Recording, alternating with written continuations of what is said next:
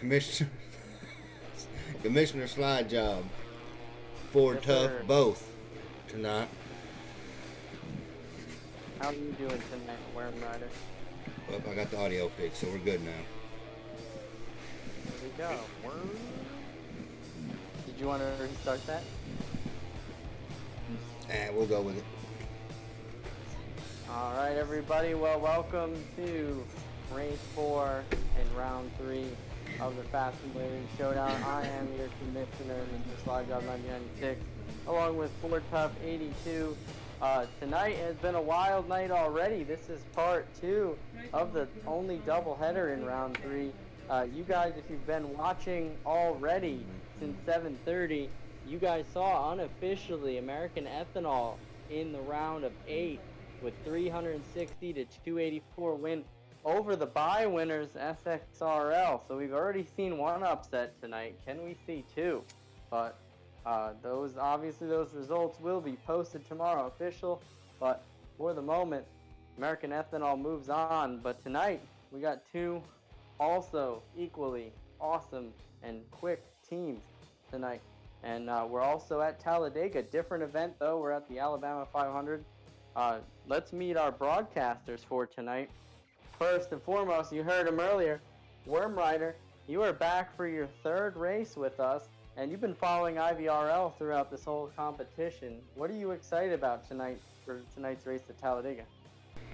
Man, I'm just going to tell you what, I'm tickled to still be able to run with the IVRL group. You know, they've kind of had a stumbling step, you know, in first round along with Carolina Racing. They had their own issues, but man, past two rounds, both teams they've showed out. So I think tonight's going to be a very tight, awesome highline racing.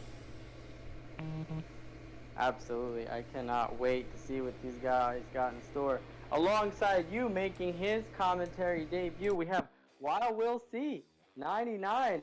Wild Will, why don't you tell us a little bit about yourself and what you're excited for tonight's race? Well, Slide Job, it's just an awesome privilege to be here. Thank you for the opportunity to do this. I'm owner of WSRL. I commentate for PSCS, free wide racing, including, and then about to start next season with RSR. So commentating's a lot of fun for me, man. I can't wait to see these guys have some fun tonight, man. Talladega's a very fun track, and if you get some guys on the outside, it should be very entertaining. And both of these leagues are respectively are fast, so very pumped up and excited to see this, man. Thank y'all for the opportunity. Absolutely, and it is a pleasure to have you on board with us. And last but not least, we have a driver who's actually competing in the first race. We have Word Burton in the booth. Word, tell us what it's like to go from driver to booth, and what are you excited for watching this race?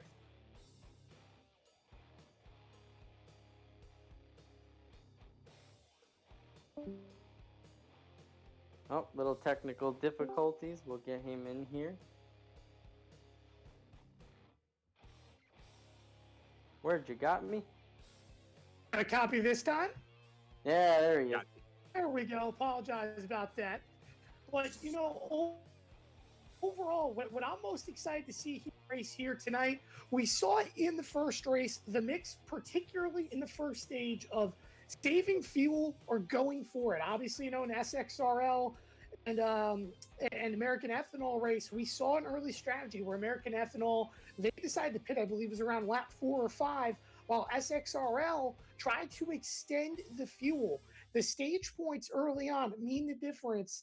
And the way it worked out, American Ethanol, they knew they could push on 2 stops. They ended up dominating stage number 1. I'm eager to see tonight for CRL in particular. They were doing a bunch of practicing with us yesterday as well, prepping for this race at Talladega.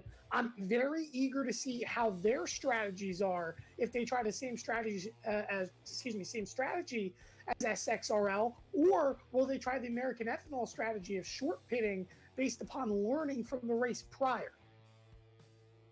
Absolutely. We've seen it all. We've seen crazy moves, draft manipulation, strategy, crashes. We've seen it all. So cannot wait to see what this race has in store. But with that being said, let's get this thing rolling. I'm going to turn it back to Worm, who's going to take us to trackside for the pre-race ceremony.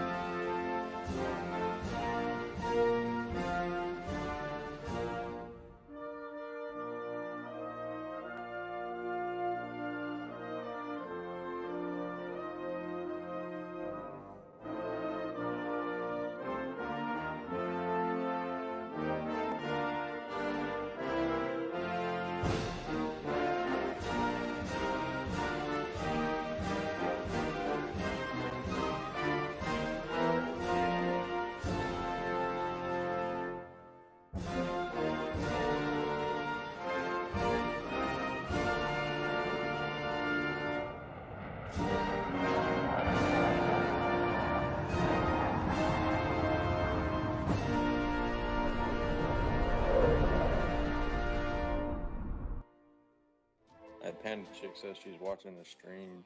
The audio is kind of low, or the voices are kind of low. We got it fixed now. I don't know. All right, I'm going to jump over to the drivers. We're going to get qualifying rolling. You'll get invites from me in a minute. That'll We're work. not hot right now, right? We're hot. We're unhot now.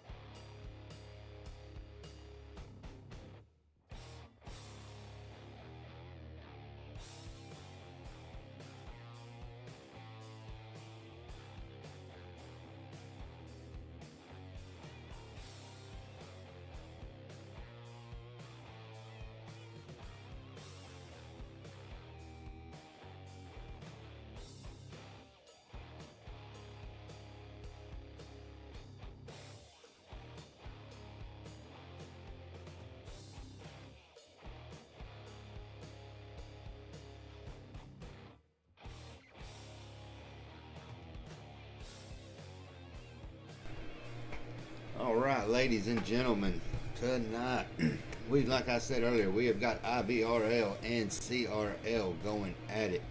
We're going to run through the roster real quick while we're waiting on the invite for the qualifying. With IVRL, we've got number 12, Randy Henshaw. Number 1, Tough to Pass. Number 4, I'm Batman 294. Number 10 in Texas Spot 122.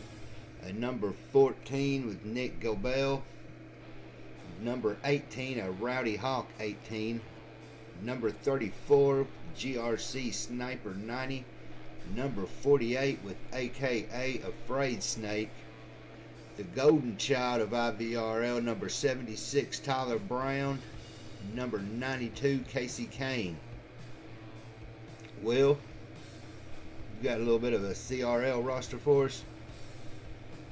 I do, man. I will do the CRL roster. So tonight, starting for the Carolina Racing League, we got CRL Sam in that number 9 Napa Chevrolet, followed by the Dill Pickle Ya, and he's in the number 3, followed by the number 8 of HD Yee Yee.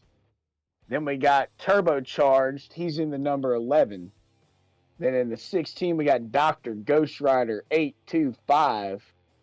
And the 19, we got TAC 2488.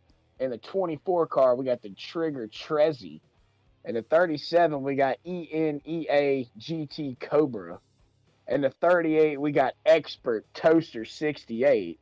And the guy in the 88 car, JRRMY, I'm guessing this may be Jeremy. That's what it sounded like. Sounds pretty familiar, I guess. He's going to round out the starters for the Carolina Racing League. So this should be pretty interesting to see these guys put on the show tonight. Very entertaining to see the show here tonight. And again, I mentioned it, the CRL group in particular, a lot of guys that come from the AKA Elite Series in particular, when you look at their roster. But in terms of the IVRL roster as well, they're pretty familiar. You know, for example, guys like AKA Afraid Snake, these guys, some of these guys in that IVRL roster do race with the CRL guys. So I think that this race is going to be much different compared to the American Ethanol SXRL race that we just saw prior, because you're going to see a little bit more of a comfort level. And I think that results tonight here that we're going to see more aggressive racing, which overall should make this a lot more fun to watch throughout the next 94 laps or so. Absolutely, I agree with that. I mean, you're thinking about the strategy you were talking about. Do they do the strategy American Ethanol did, or do they do the strategy the SXRL did? Should be very entertaining to watch. Yeah, most definitely. I mean, it's last race. I mean, dude, that was a nail biter. I mean, side by side, both teams just lap after lap. It made it interesting. So this being the second race in Dega, I hope to God we see it another one. I mean, just side by side, drafting as hard as we can. What else could you ask for, Worm Rider? I mean, you've got some fast guys heading to Talladega. It's my home track. It's Ford's home track. You know, it's very fast, the biggest track on the circuit, man, and they're going to tear it up for 2.5 miles for 94 laps. So it should be very fun to watch. I'm excited, and man, I'm gotta buckle your seatbelts up here for this one, boys and girls. Yeah, most definitely will. I'm just hoping we avoid the big one. I mean, it has happened. It always happens. It didn't happen last race. If it did, I missed it. But I just hope we avoid a big one and we get 94 laps of freaking nose-to-tail draft racing.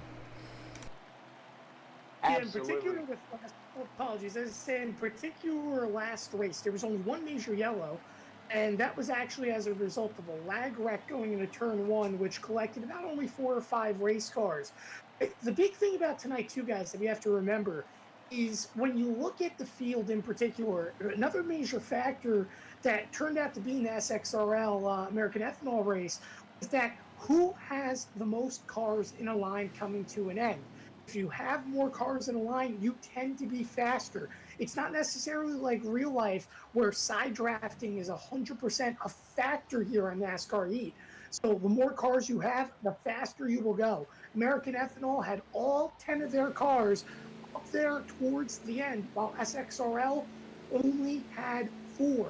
I think tonight that'll be the deciding factor for either CRL or IVRL of who can stay in touch with the pack, including and especially at the end of stage 3. I absolutely agree. I think it's going to come down to, like you just said, who has their cars in the right place at the right time gives them valuable points, and I believe it's going to be who can get it out the gate. That first stage is very pivotal for the both of these leagues. Who can get the most points right out the gate? So I think this is going to be this should be a lot of fun, and I think some strategy is going to come in here. I really do. I think that you're going to have your guys kind of get with the other guys. So like have CRL guys together, try to make a run for the guys, and then try to get the IVRL guys together. So I mean, I think it's gonna be a lot of fun. And I agree with what you said. It's gonna be who can keep their cars together in that top 10 positions to get those points. Those are always valuable points. Yeah, most definitely. WB last race, you can probably give an intake on it on the pit strategy. Now, you've got everybody running together, everybody pitting together. Would you change anything on the pitting? Split up your teams. I mean, 5 and 5. Would you take a approve, or you comfortable with the how you think they should pit compared to how y'all pitted? Well, I think the big thing is that you have to pit as a unit regardless. I wouldn't suggest splitting it up. But what I think makes the bigger difference is if you're going to be committed to a strategy, a saving fuel strategy simply isn't going to work unless the other group is saving. I think that if a group comes down to short pit early on, expect that other group to try to extend full speed without saving to try to see if they can pull away so it becomes group versus group and try to see if they can make some distance. But if that doesn't work out, then it creates a little bit of a scenario because then the pack kind of breaks apart. So, in my opinion, based upon what I learned in the first race, you're probably going to want to pit a lap or two after that first group pits to try to stay in touch. I think that the longer you stay on the racetrack, the more you hurt yourself. And I think if you're CRL or IVRL, depending on starting position, you have to make that decision early on of what strategy you're going to play. Because if you're not communicating in the first stage, you're going to lose valuable points. And that was proven early on with SXRL, which they tried to save fuel. Some guys couldn't do it. Some guys lost touch to the back. Did it at different times, and it ended up creating mayhem, which ultimately allowed American Ethanol to pull away in that first race. Yeah, WB, man, that was and I ain't heard anything on the official yet, but man, that was a good race regardless. I mean, but we coming in both these teams. CRL, their round 2 was kind of shaky as far as who they was facing, as far as the DQs and the loss of a driver and all of that, but they pulled it together. And IVRL last week on the road course, well, last round on the road course, I mean that it was. If they bring that what they're bringing here, it's gonna be a good boxing match tonight, and that's what I hope to see. Yeah, and another thing to think about too, when Warren, we did the IVRL race together, in fact, in Texas, when they were back in the opening round in terms of the round of 42. And one thing that you actually mentioned back then was that IVRL drivers in particular, they kind of have, I don't want to say egos, but they have that one-up kind of mentality where you want to come up and you want to win and you want to prove that you're the best. But one thing to think about tonight, you kind of don't want that here at Talladega. I mean, yes, you want to race. Yes, you want to have fun.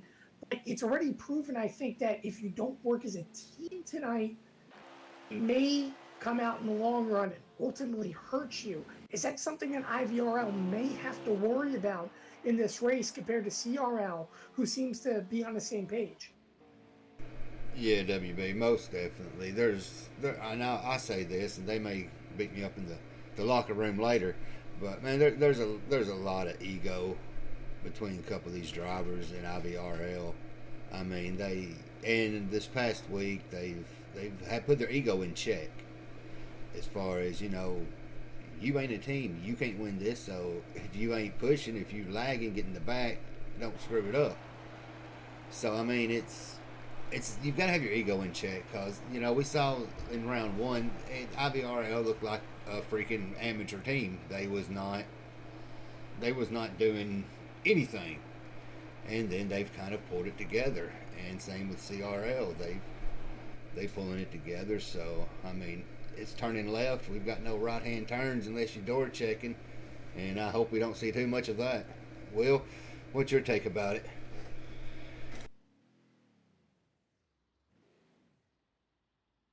Sorry about that. I'm still working. I've got people texting me. Oh man, my take is, I mean, I kind of agree with both of y'all, man. It's got to come down to a teamwork thing. You've got to be a team effort here at Talladega. You got to get the cars lined up as best as you possibly can. And I mean, and then here's another thing that one of y'all brought up. I mean, do you pull all 10 of your cars off to pit at the same time, or do you split them up? And that way you still have cars running with the pack and can maybe salvage some of those points if it was to come down to that. I mean, I think there's a lot of variables that's going to come into play tonight in these 94 laps at Talladega. You've got the big one that could absolutely possibly happen. You have the different pitch cycles that you can go through, the pit sequences. I mean, this going to be very entertaining to watch. For my Fast Family Racing League tournament announcer, I guess, debut, what a hell of a track to have, other than Talladega. So I'm very excited about this, and man, I'm excited to be in the booth with Worm and the man Word Bird, man. I mean, I raced with this guy a lot last night, and I had a blast with him. So this is a huge opportunity for me. I just want to thank you guys for letting me tag along here, man. I think it should be a lot of fun tonight. Indeed, it's going to be fun. Of course, we thank you for coming on as well. This is big thing, obviously, your debut here in the Fast Family Showdown. But I do have to ask one question because I did get in the qualifying late. You guys would probably have an answer because you were in the lobby. One thing to take a look at in terms of qualifying here, SXRL's race had a situation in the qualifying where both owners agreed to do tandem qualifying. I guess my question for you guys is, do we see single car qualifying or do we see tandem qualifying here in this second race? Yeah, this one right here, they both decided during the drivers' meeting that they was going to take single. So it's going to be interesting. You ain't got nobody to really rely on except yourself. But I'm pretty sure there's going to be some kind of qualifying strategy everybody's trying to use for it. And right now we're watching Slide job. I'm assuming running down. So we've got the qualification set. So we're just going to wait to see who's taking where. And I'd love to see it starting out IVRL on one side and CRL on the other side. And us do 94 laps side by side. That would make for a great race. But it is Dega, and we will see the big one, I know it. Indeed, and another thing to think about too is, you're going to see a team strategy early on just based upon qualifying. I think we're going to see a common split here. For example, we saw it in the first race as well, where American Ethanol, they took all the top 10 spots, while SXRL dropped in the back of the pack, of course, assuming the fuel save strategy. I think we're going to see that again here in this one, where maybe some guys tried to go towards the back of the pack, and some guys, and I think in particular Worm IVRL, show their qualifying capabilities to get up in front, which I guess leads to the question, which I'll ask you, Will. Which would you rather have in this first stage? Would you rather have the track position scenario, or would you rather just let the race come to you in the back and make decisions based upon that?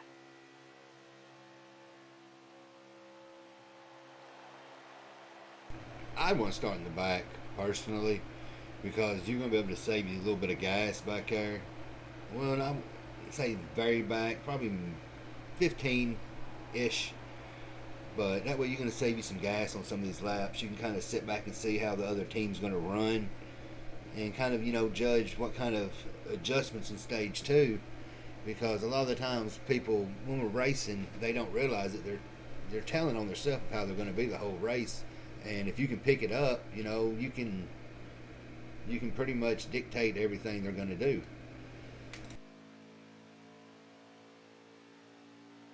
Looks like Sly Job is closing in towards the end of his qualifying stint, which means the fact that in a few moments we will see racing action here at Talladega for the Alabama 500 as advertised in our screens. But again, going back to what we're going to see in this race, and you guys do mention big ones. It's bound to happen. It's going to happen eventually.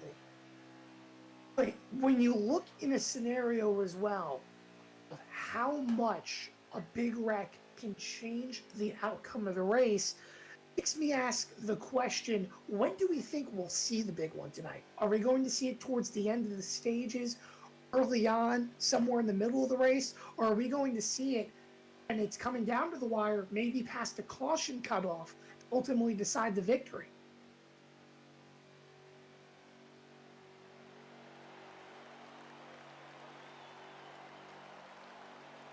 I'm going to put it in stage three, about the last 20 laps. There's where I'm going to say we're going to have a big one, because that's where everybody's going to start getting a little antsy and not be able to. They're going to try to get those last part of points for the end of the stage, so they're going to be fighting for it. I have to disagree with you, Worm. I think go time is going to be within 10 to 15 laps, man. I think that's going to be your one that you're really going to be worrying about there. Being the go time is going to be within 10 to 15 laps. These guys are going to really make the run. So I'm seeing it. I'm going to see a lot of shaking up going on with those last 10 to 15 laps of stage three. Well, I'm going to tell you what, guys, based upon what I'm looking here in the qualifying order, and I'll give you the top five here. Casey 5 Kane, he takes the pole. Obviously, Casey, very good at those restrictor plate tracks. Nick Goebel will roll off second in that 14 car. Expert Toaster, CRL driver, he'll roll off third. Turbocharger 1829 rolls off fourth. Rounding out the top five will be Rowdy Hawk 18. So, Worm, we see a little bit of a mix to open up this race in terms of starting position. I would have to imagine we're going to see slicing and dicing lap one to potentially decide which of these groups will go where. Yeah, it's going to be it's kind of mixed up, so it's going to be interesting to see who fights through with who to get to where, because they're going to try to get together right off the bat, but sometimes that just don't happen. And I took that too soon. Are waiting to start race. Should be going in moments. I mean, I don't know what else to say other than let's go racing. that's the big thing right now. It's qualifying. It's its own process, and the storm is calm for the moment. But once those cars rev up and go green, storm begins again. It's almost kind of like a hurricane where you've got to prepare for anything and expect the unexpected. Based upon our qualifying results, I think that's going to be the fair analysis of what we're going to see tonight. Expect the unexpected. So, I believe we're going in here in a couple of moments, if I'm not mistaken, Worm. Yeah. I need one.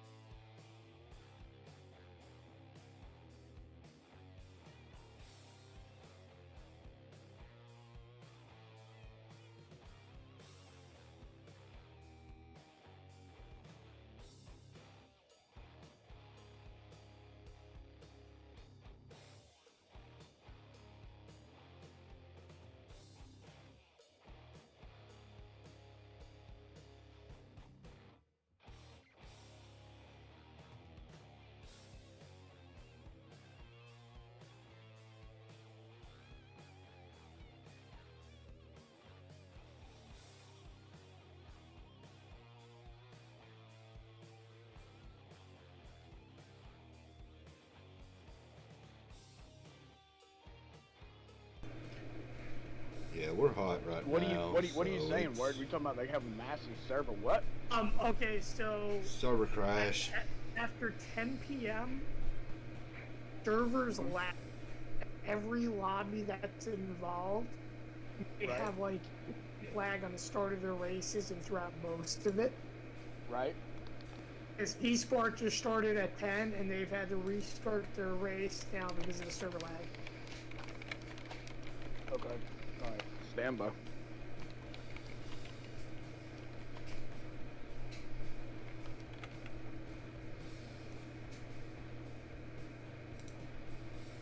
I'm just ready to see another good race. I didn't get enough fulfillment off that last one. I need some more.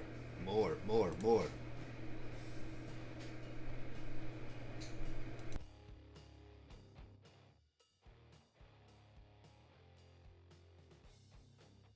Well, all right, ladies and gentlemen, as you heard, the servers went down. So we are having in the middle of we'll just say a red flag rain delay. So they're going to get the servers dried off, I reckon, and we will hopefully be going here in a second.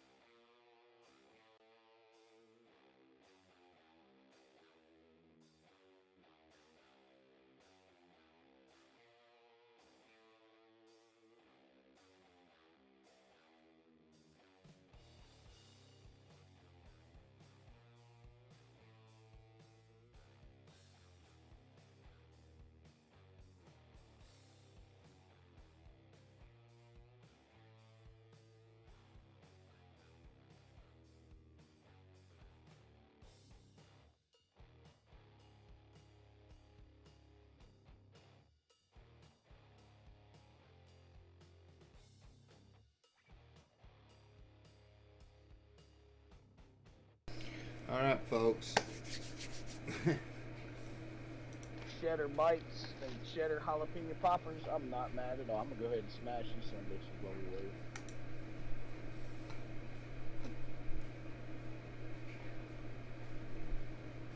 wait.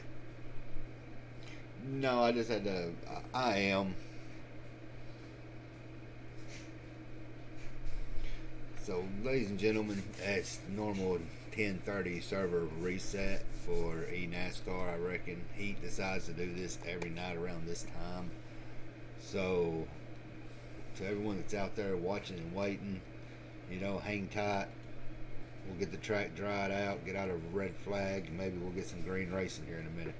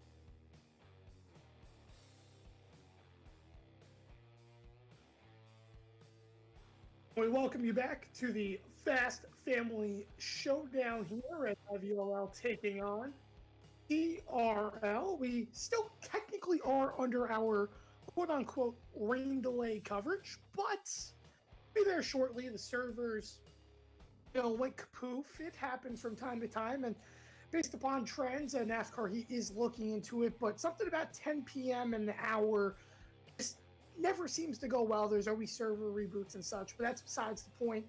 Basically, they're going to be into it and hopefully having a fix for everyone soon. But overall, everyone trying to get lobbied back up. We'll be back in lobby to, of course, give you coverage in just a moment.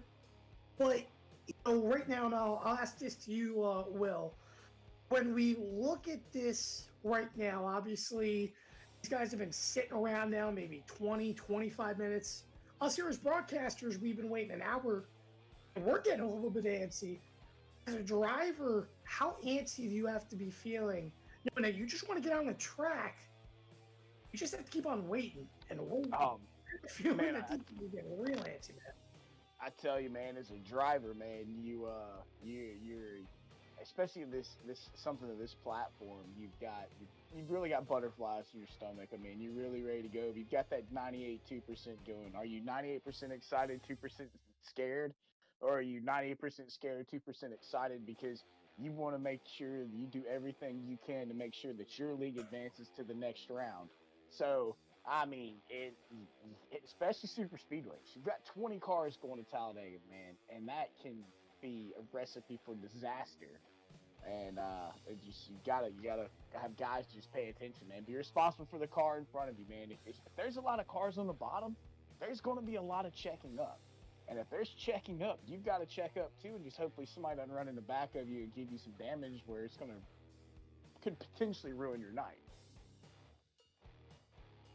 And damage is a big factor. I mean, what you look at is you can get away with some nose damage, you can get away with a little bit of rear damage, only simply because of the fact that you either burn your right front more or your right rear a little bit more. But what you don't want here is side damage.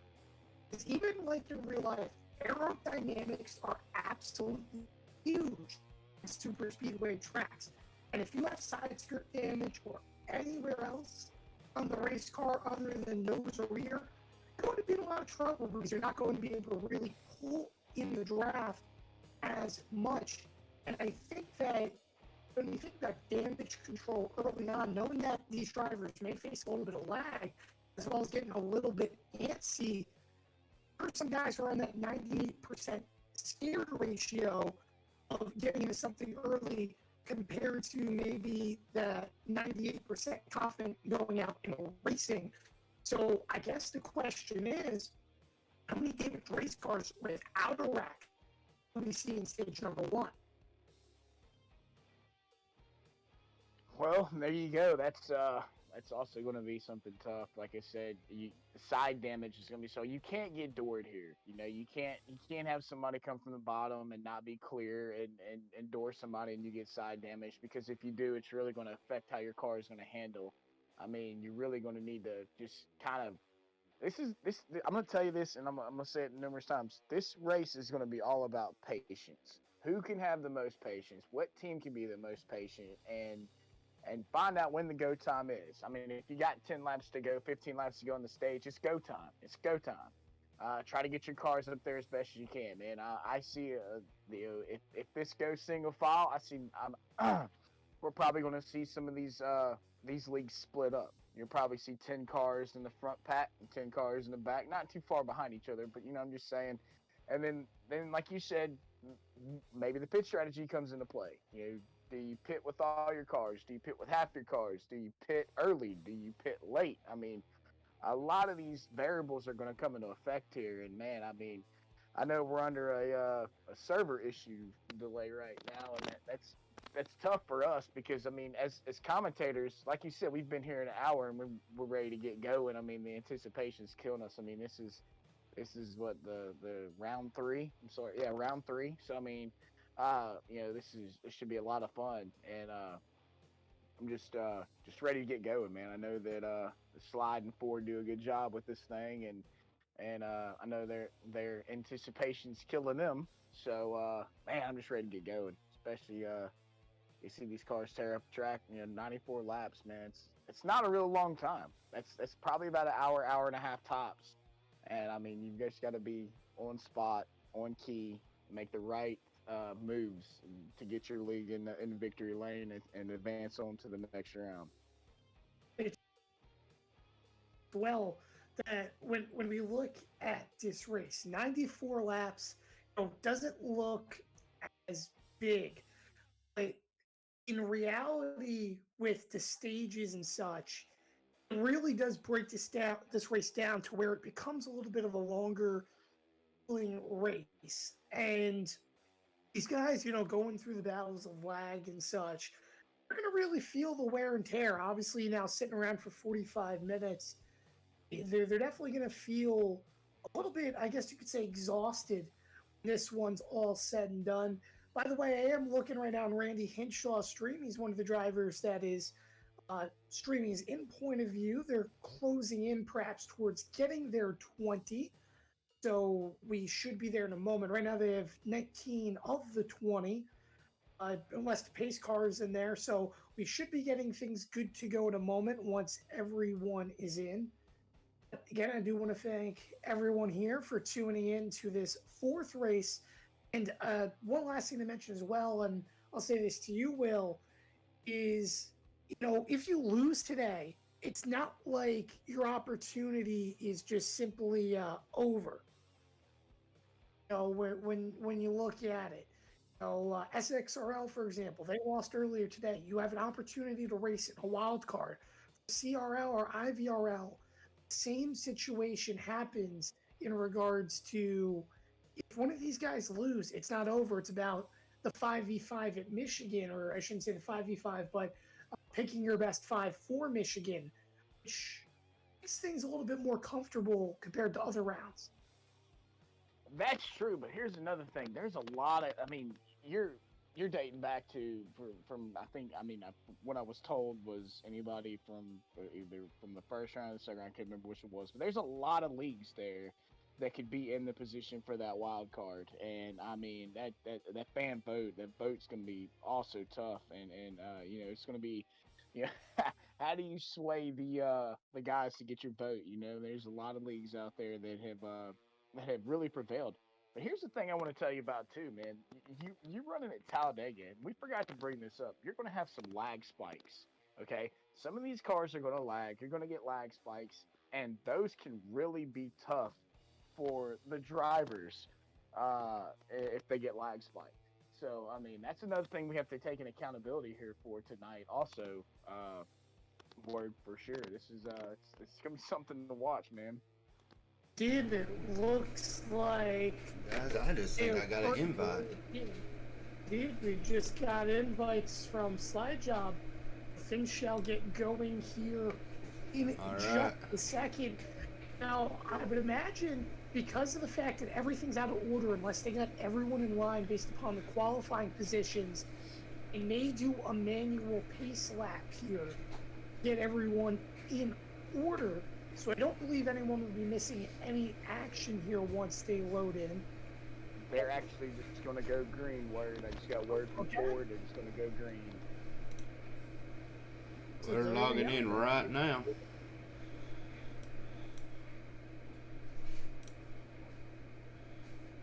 You can see a little bit of the fantastic advertising.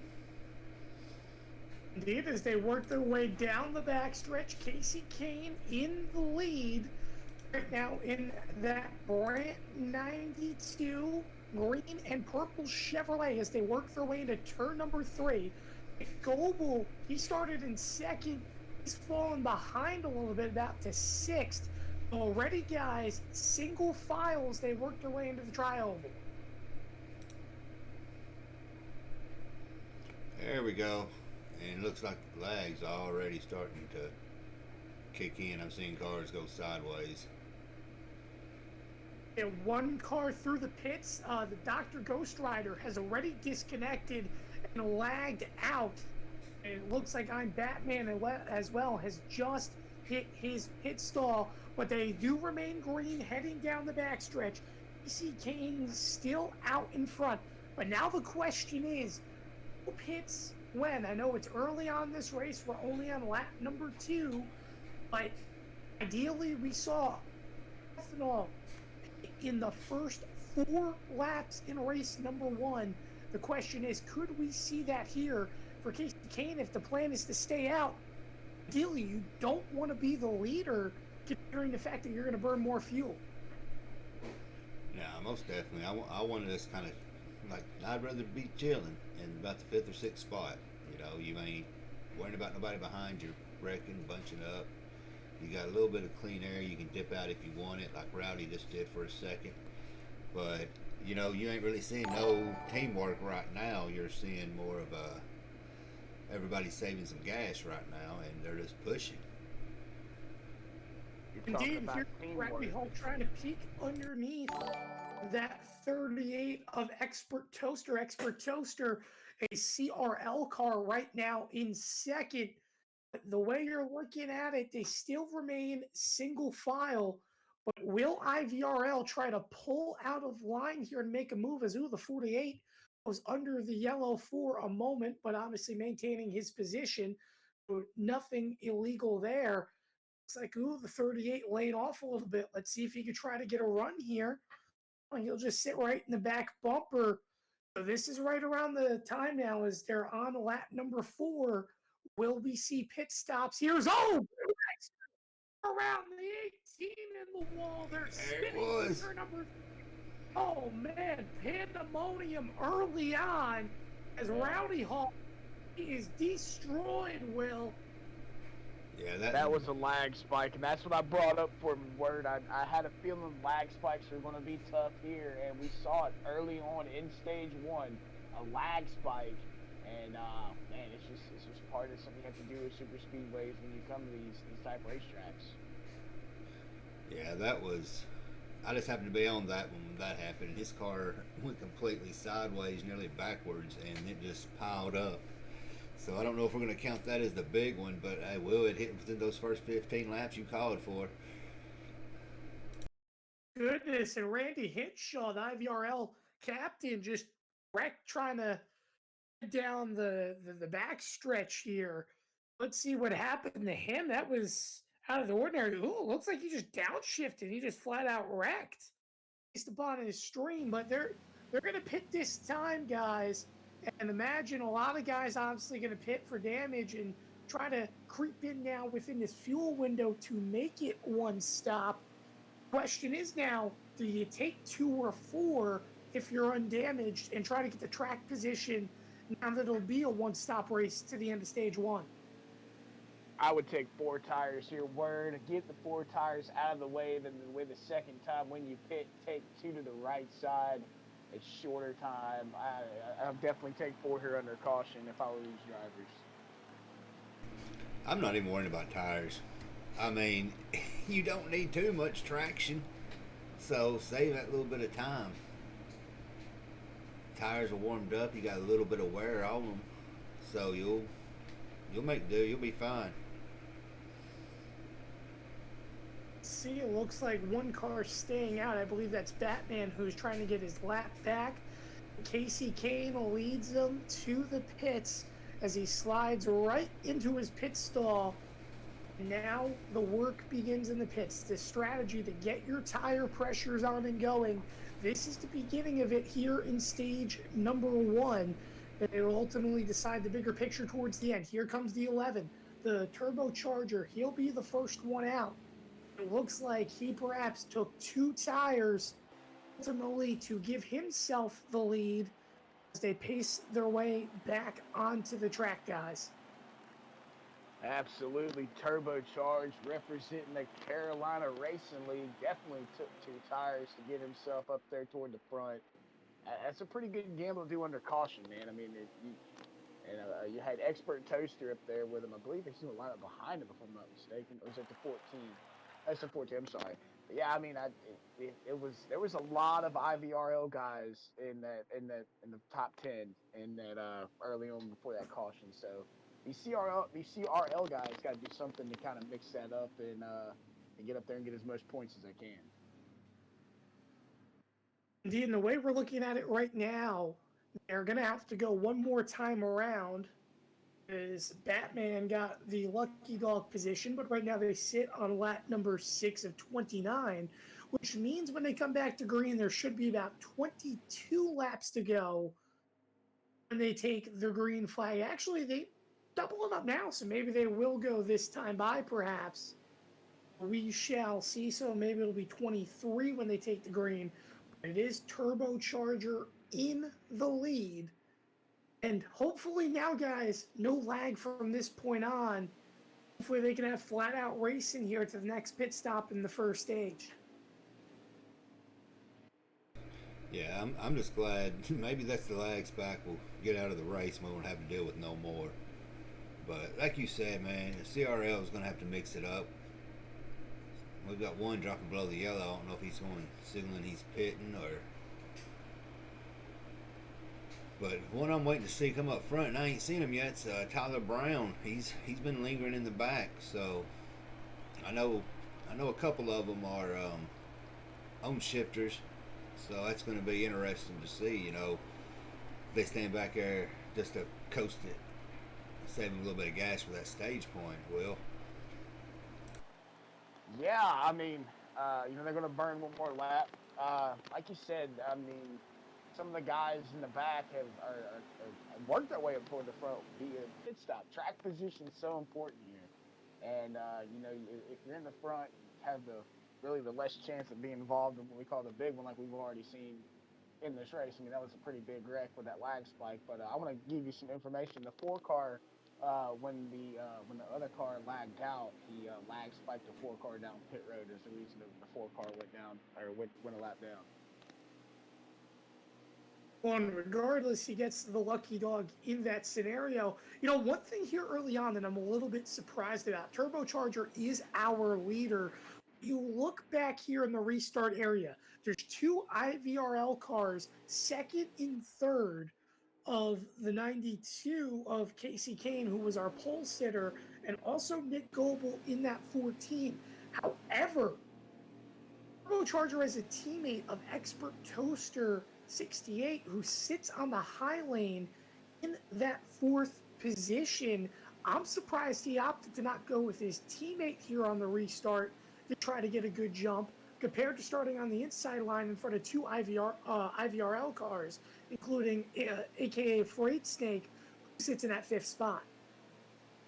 Yeah, that's a very questionable decision, Word. I would have definitely went with my teammate, but then think about it, if he would have done that, then he would have lined up IVR cars 1, 2, and 3 on the 3rd row there. So I believe he made the decision to stay on the inside line, and maybe he can get an Expert either get dropped in front of him or maybe behind him. But I think we're going back to green here, guys. Going green this time by, so let's buckle these belts tight again and let's let them loose. Yeah, most definitely. I agree with what Will said. He probably took the inside because if he hadn't have, that whole inside 6-car deep would have been IVRL, and you do not want that many locking up together that quick. I'll tell you what, great job by IVRL, giving a good push to Turbocharger, but Casey Kane, the sitting duck, his Expert Toaster, worked his way down into the inside to move to the 4th spot. But now it's IVRL 2 and 3. Goebel in that 2nd spot with AKA a Freight Snake in 3rd, and they are shoving hard.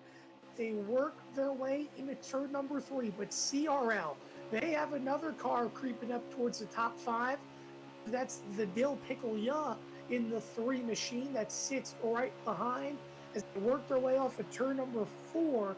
Now about Randy Hitshaw on the outside, trying to make some moves by himself towards the middle of the pack. Yeah, it just shows how important that draft is. We saw Casey Kane. He was on the front, on the outside, and he missed the draft, and he's all the way back in 9th. Well, it looks a little bit further than that. So that's how important this draft is. If you get singled out by yourself, you better pray to God you can find somebody to tuck in with. Yeah, that is true. Go ahead. Oh, good. Like I say, that car rather was GCS Sniper, and here we go. Now we're starting to see it. Teams trying to team up to the high side as the 34 trying to lead the high line of the IVRL cars that got shuffled towards the back. Now you got to question, will these guys try to get together so they could start making runs as a unit, try to get back up to the lead, Will? That outside line, if they, as soon as I mean, I just have a feeling, man. If they get a lot of cars to the outside line, you're going to get more cars go to the outside line, especially with the IVRL guys, excuse me, trying to get up there toward the front. You know, like Ward was saying, you've got a Carolina Racing League car, and then two IVRL cars, and then another Carolina Racing League car behind. So, I mean, this is. It's going to get intense here. Like I said, I think within 10 laps, I think we just got totally at 20 to go, I believe. It's going to, the intensity is definitely going to pick up for these leads here in the next 10, 15 laps, for sure. Yeah, it's most definitely mixed up, and you know that's what I like to see. I want to see a 1 point difference between stages. And it looked like somebody took a little bit of lag hit. It wasn't enough, but it looked like a little jerk on my screen. But you Looks like know, the 10 got lag spiked, I believe. He's trying to get back down. He got hit. I mean, that's something you're going to have here. It looks like we got some of the outside line trying to form up for him. I mean, that outside line, they're trying to get it going. If they get more cars up there, they can make that outside line work, and then it's anybody's ball game when that happens. Because, I mean, you see the outside line move, and you're going to want to move up there, too. So, especially if it's all IVRL guys, I would be definitely going to go up there with my teammates. yeah, it looks like their IVRL is trying to work something on the high side. I know I see 4 of them right there. So but you've got a long freight train ahead, and you've got to have more than 4 to catch that, make it count. Oh, absolutely. You need the steam. If you've got a lot of cars on the inside, you're definitely going to need a lot of good steam on the outside, but a lot of these guys just seem content to just kind of ride along and run these laps down, which is a pretty smart strategy to do. Then let's start battling when we get close. Like I said, between 10 and 15 laps to go, and we'll start seeing the intensity pick up, I do believe. Indeed, they're starting to come towards lap number 13. 3 cars have lost touch of the pack. That is Texas Spots, as well as ENEA GT Cobb. I believe as well the 4 of Batman have all lost the front pack. But for the rest of it, it's all aligned, but we're starting to see some interesting things play out. In particular, Randy Hinshaw, he's sitting back a little bit with a bunch of guys and trying to execute runs. We've seen the 34 as well early on trying to get aggressive. I think right now, if you're CRL, you are in the catbird seat, but you've got to be smart. You can't get outnumbered. And right now, it looks like in terms of IVRL's advantage, they have a huge opportunity to outnumber the CRL cars 9-8. Absolutely, I agree with that. But like we all know, this is Talladega. Things can change in the blink of an eye. They're in the catbird seat now, but will that hold up for the next 20 or so laps we have? Less than 20 laps we have. So, I mean, that's definitely gonna be something to pay attention to, and we'll know more as this race unfolds. As I want to take a quick look, we saw a couple guys come down. I don't know if that means they're signaling to pit, but they are in the fuel window. That looked like maybe a situation where they got a little bit loose. There's still a long way to go as they come to take lap number 15. Be exactly 15 laps to go in this one in stage number 1. Like I said, pit stops. The window opens up now. If you pit, you'll be good to the end. But I think these guys still try to go 3 or 4 more laps before they try to play any strategy games. Yeah, I'm sitting here looking, and it's pretty much a mixture up front. I mean, you've got top 4s, 2 IVRL, 2 CRL, and then you've got 5, 6, 7, and 8. You got 3 IVRL and 3 CRL. So I mean, it's a good mixture, and You know, you really ain't seeing that team unification running together yet. It's more of a everybody, I think, trying to just catch up with the lead pack. You know, I don't care if you're my teammate or not. Get me up there. Let me get with my team.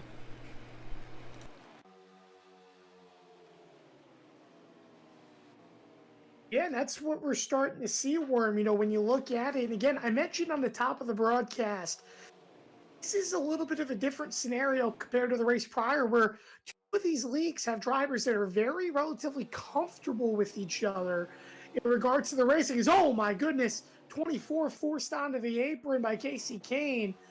He'll have to lift to make sure that there's no penalty there because that is a penalty created offense if you force a guy below. But it looks like he'll give the position back for the moment. They continue to slice and dice up in front. And I'm looking at Expert Toaster. He's doing something very interesting, sitting right now behind the 8 car of, I believe that may be HDYEE or HDEE. He sits right behind, in that 4th spot behind AKA Freight Snake. And Toaster's been kind of leaving a gap. And I know he has a teammate essentially right behind him and also well in front of him, a turbocharger. You got to be wondering if maybe they're trying to play something here to where they can get a run and shoot the outside gap. Yeah, they want to work together, and they're starting to form towards the back. But right now, it looks like it's going to see if that pit strategy comes in. And as of right now, I'm seeing 4 IVRL cars that just went into the pits. Indeed, Randy Hinshaw leading the group. Rowdy Hawk as well as Casey Kane all in. Also looks like the 4 of Batman is a little bit farther out, but he'll be in with that group. I still, though, think pitting early in this scenario may not help you. You have to be more organized as a group. CRL's done a good job staying out, and here they come to the pits. Turbocharger leading the way. Oh, he gets ran in the back of. They're all trying to slow down. He shot 44 around into the entry. He's going to get into the pit. There's going to be some damaged race cars. Wow. And not just that. I think we're going to have some black flags there too, because I don't know if they got woed up really. I mean, they were coming in hot, and that's going to be very very interesting to see. It was, because I think Expert Toaster actually came into the pit backwards.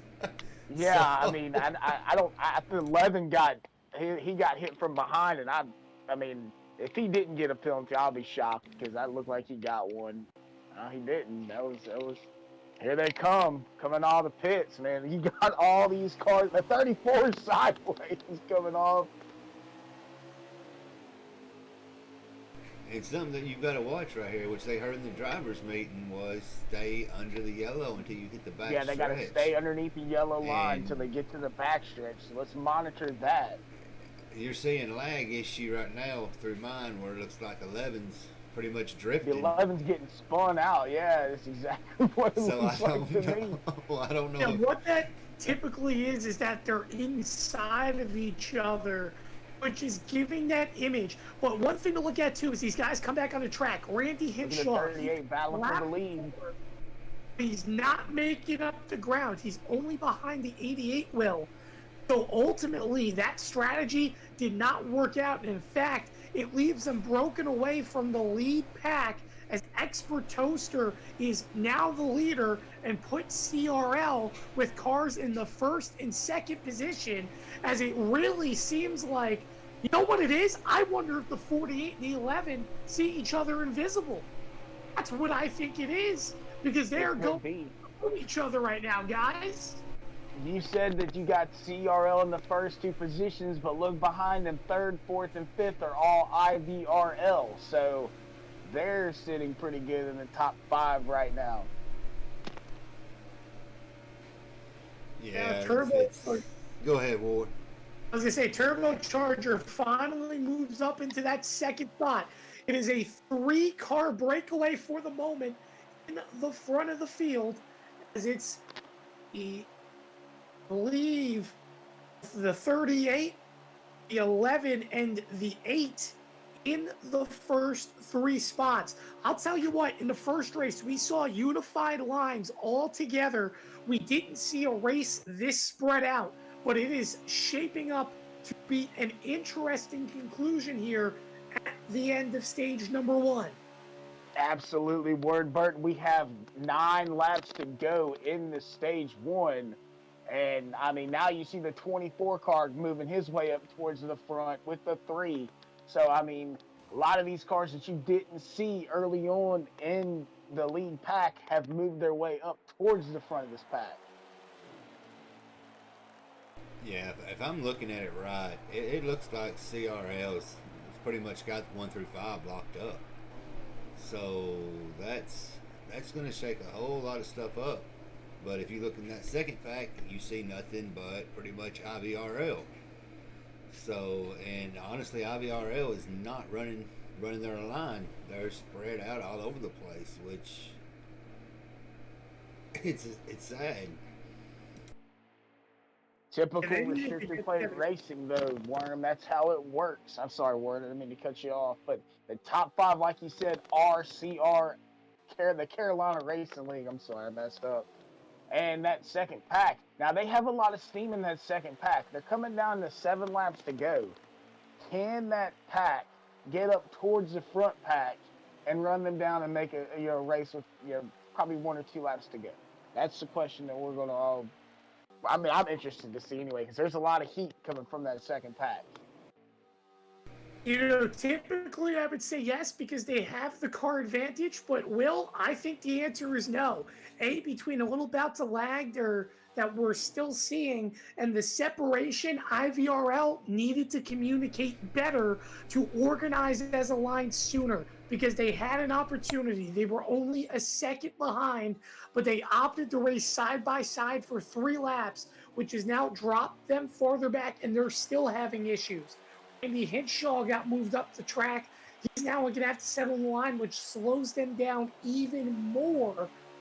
But overall, CRL, their group of 5 looks intact easily. The Expert Toasters in the lead, Turbocharger in second. You have Heidi in third, as well as the 24 and Vidil Piclia in the 5th position. That group is flying, and they're making it look real easy. I mean, it's almost a half a straightaway's length at this point as they work into turn number 3. Absolutely, bumper to bumper to bumper are the Carolina Racing League 1 through 5 have definitely put a huge gap between themselves and the guys of IVRL in that second pack. I'm with you. I don't think they have enough time to catch them. I think if this goes the way it is, that means Carolina Racing League is going to take positions 1 through 5. Yeah, and that's most definitely probably not what IVRL had planned. But if they've got the top 5, you've got the bottom 5. It's IVR needs to get their head out of the rear end and form a line and run a line and stay together as a team. But Warren, we have a long race, Warren, a long race for IVRL to get together, to get communication, and to get back in this thing. This thing is not over by a long shot. So I see them in stage 2 really communicating better, making better calls, better calls. Word, I might look like they're sorry. Better judgments. And I think there'll be something that we'll look forward to in stage 2 for sure.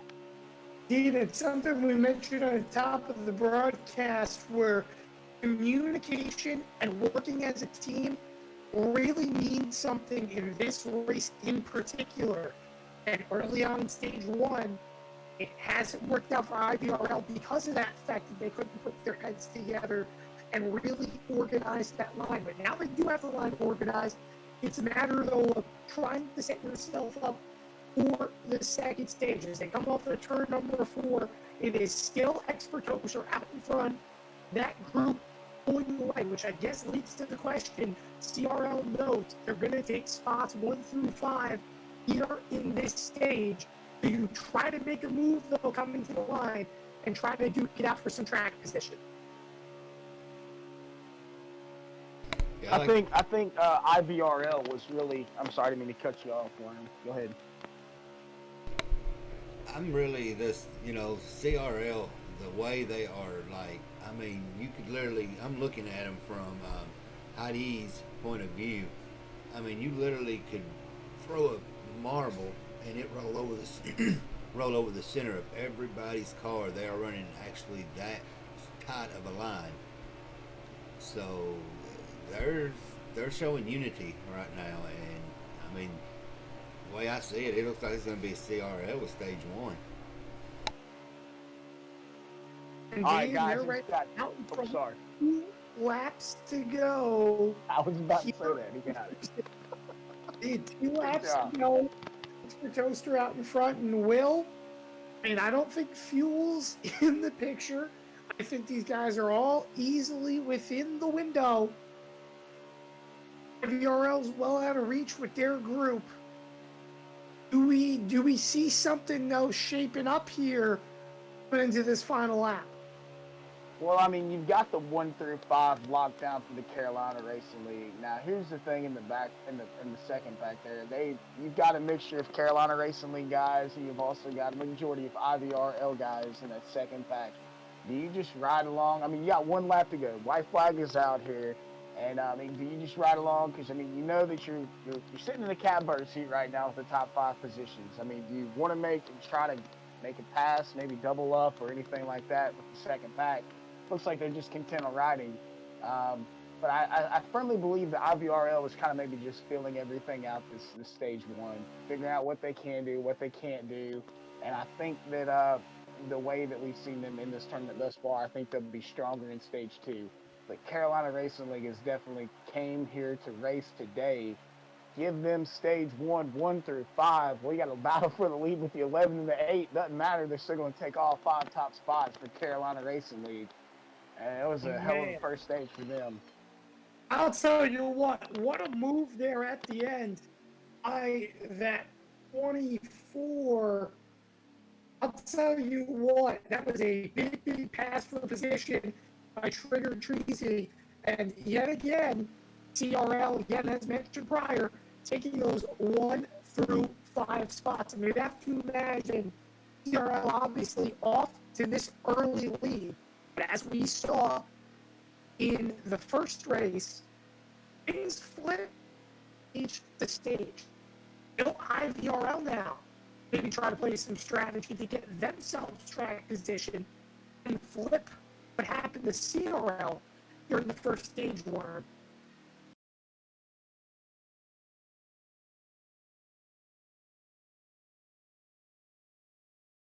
As you get ready to go to green in stage 2. All right, we're about to go green. Let's see if we get the leader here. The leader's Randy Henshaw, huh? Yep. Green flag is back out in the air. Talladega stage 2 is underway in this Fast Family Showdown Racing League race at Talladega. Yeah, it's going to be interesting. I mean, stage 1 obviously took by CRL, so stage 2, man, if IVRL don't put something in it, it's going to be a long race for them. Goodness, Randy Henshaw has a situation, guys. He forgot to pit. He's going to run out of fuel here, which is why he's on the apron coming into turn number 3. Now it's the 8. He leads the pack, and he has a bunch of teammates behind. In fact, CRL still now in those 1 through 5 positions. The first car for IVRL's, aka a Freight Snake, as he tries to peek to the outside. And for a Freight Snake, these are all a bunch of familiar faces in front of him. And I'm eager to see if he starts making a move, because he does have some help behind.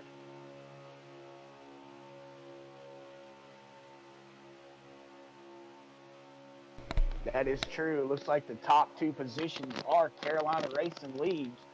Top 4 positions are the Carolina Racing League, I believe. 5. 5, 4, 5. I know that they're up there toward the front. I mean, tough break for the 12 car, but maybe if we get a caution here, that's what he's praying for. He can get back in the lead lap and get back up in competition with this thing. Yeah, Turbocharger, he's been phenomenal as far as leading and pushing. And I I mean, like you said, they've got the top 4 locked in right now. So I mean, it's going to be interesting. And there's Henshaw as he goes a lap down. So he's probably praying for a caution. And that really hurts the chance of IVRL getting all 10 in the top 10. Oh my goodness. One car going up the track. I believe that's the 9. Perhaps CRL Sam, but everything looks to be okay as they continue to remain single file heading towards the tri-oval.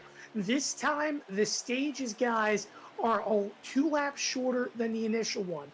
There is really no fuel strategy other than trying to split it in half. I don't think we'll see 2 stops.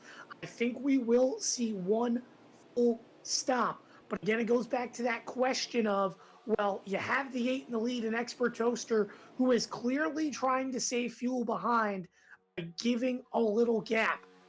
Will the 8 try to drop off the pack, maybe try to save a little bit of fuel, because the gap's getting bigger and bigger as these guys start to save more and more behind. The 48 car of Afraid Snake is the top IVRL competitor here. He's running 6. That means your top 5 are Carolina Racing Lead. So, I mean, he's got to get some kind of help to get up there and battle with these guys and try to make some kind of waves up here to get these IVRL guys back up in contention of this thing. Guys, we have got somebody that has dropped in, I believe, with a points update. Slide job. Yes, sir. I got a copy. So, points update for stage 1. Carolina Racing League took the top 5 spots in stage 1. That's going to net them a 40-point payday to IVRL's 15. So the lead right now, Carolina Racing League's got a 25-point lead. And that was about where we had figured it being at, WB and Will, that CRL took those top 5. So now IVRL has got to dig out of that hole.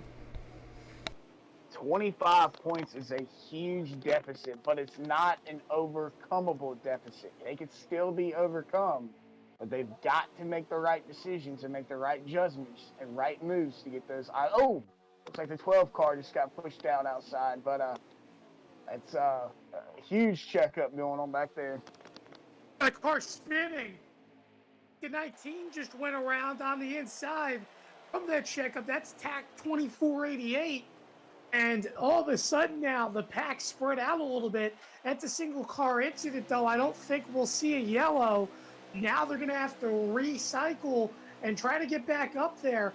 My goodness, I'll tell you what. Really spread out. Now here's CRL Sam. He's on the apron.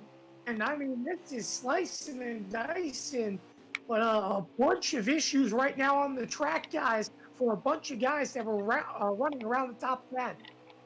Huge lag spike from the 8, bundled up his teammate, the 11, allowing the 8 to get a huge lead, but him being that far out is not going to be good. That they will run him down in the heartbeat. Yeah, you don't want to be the single car away from everybody, and they start forming up behind you. If they do that, they're going to freight train you, Will. And I mean, they're going to go right by you like you're sitting still. And that being the teammates, because those are teammates that he has behind him. Yeah, they're going to pass him. I mean, do you pass him, or do you just kind of let off? I know you're going to jumble up the field behind you, but do you let off and try to stay behind that 8 car to keep your car up front? I mean, that's going to be something that I'm sure we'll find out within the next probably lap or so, as that 11 car is closing in heavy. Not on even. that 8 car. We're going to find it out here in a corner, and I think you do lift. Will, if I'm being honest, if you're CRL, you have nothing to lose. You have the positioning. Force IVRL to try to get a run on the high side. And Turbo, he says he's going to go for the lead, but now he'll try to bump and get right back behind the 8 and pull Expert Toaster up. I mean, I've never seen Talladega this spread out, but that's what we're seeing right now. guys are going at it. It looks like, in fact, they slowed down. Maybe we have a yellow out, perhaps. Indeed, that is the case. Yes, caution is out. Caution is out. We just got word. I don't know what happened, but we are under caution here under the Fast Family Racing League Showdown race at Talladega. Yeah, I'm with y'all on this one. This may have been, I don't know. I didn't see anybody go out. Well, somebody just went right into the wall, caught him towards the back. But I That's the didn't 14 see car. nothing. 14 car just went head on into the wall, so he's gonna have some damage. Well, what I could, guys, is maybe they called the yellow because of the lag that ultimately spun tack around. Typically, it is a multi-car incident, but I guess you could say a major server lag-induced incident in the exception in terms of super speedways for that ruling, at least in these first couple stages. But they're all single file, and it looks like they're trying to file up. I don't see anyone coming to pits this time, so I think it would open up next time by. But these guys just have to hope, that server lag doesn't continue. And they continue Yeah, to you're try correct. to, Pit road's fix it closed. out themselves. Yeah, you're correct, Word. Pit road's closed. That's why they're just bundling up now. But I mean, while you're bundling up, you're gonna have some lag spikes here, and I believe that's what spun the 14 around. There's a it's just super speedway racing. You're gonna have on the NASCAR Heat server. I mean, you're gonna have lag spikes, and we saw that with the 8 car and the 11 car, and then under caution with the 14 car. So I mean, something that we all have to deal with when we run these races on these Heat servers. Now, I do have to ask this question to you, Worm. So, the way we look at it right now, we're on lap number 9 of 27. Now, I mentioned this will be a one stop scenario, assuming no yellows. A yellow comes out here about halfway through the fuel run. You're now left with a decision. Do you pit now, knowing you will have to stop one more time? Or do you stay out to burn out the rest of the tank and pit around that halfway mark that was anticipated? Make sure that you only go one more compared to the guys that will obviously pit down and essentially make quote unquote two stops and lose track position. I'm going to burn as much as I can and hope I get enough of a lead on anybody that does pit. And because, we've seen, what, two cautions, one or two cautions? I mean, that's very actually good at a Talladega. But I'm going to run it dry. I mean, car's going to get lighter. You're going to go a little bit faster. Maybe get you enough made up speed. But we see everybody's coming in. So the only one that probably won't will be Henshaw because of his mishap. So I don't know. It's going to be interesting. I'm really surprised all of them are pitting. Now, Randy, he's going to be the lucky dog, I'm pretty sure. So he will get back on the lead lap. He was the only car one lap down, everyone else on the lead lap in this one. It's going to be interesting, Will. I'm surprised that everyone came down the pit here. I would have definitely tried to stay out and get track position to set yourself up for the final stop. Yet we didn't see it, and a bunch of guys taking fuel only, it seems. I mean, if I was them, I would have probably went in also. And but the reason why I say this is, I mean, you think about it, you do have to pit again. I mean, I think you get around 15 laps to a tank here ish, somewhere around here.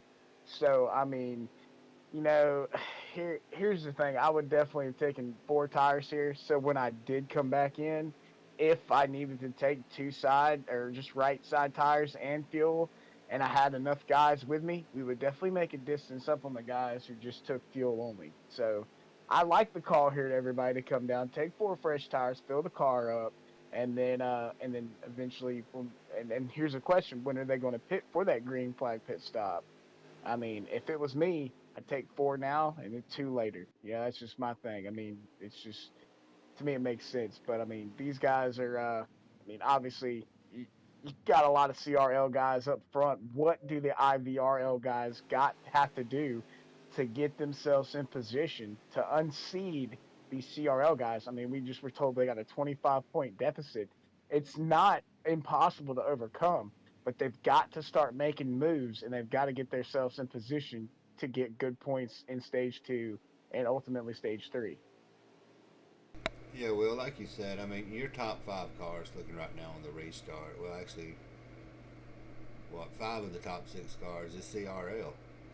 So I mean, IVRL has got to develop. They've got to develop some kind of plan or something, or they're going to be playing catch up the next 2 stages if they can catch up. But right now, CRL is showing unification as a unit, and that's what you want. Absolutely, but here you are. You can have the same unification with IVRL, but they've got to make the right moves and got to be on the same page. So that's what we've got to see. We've got to see more unity and more teamwork coming out of the IVRL camp if they're going to win this thing.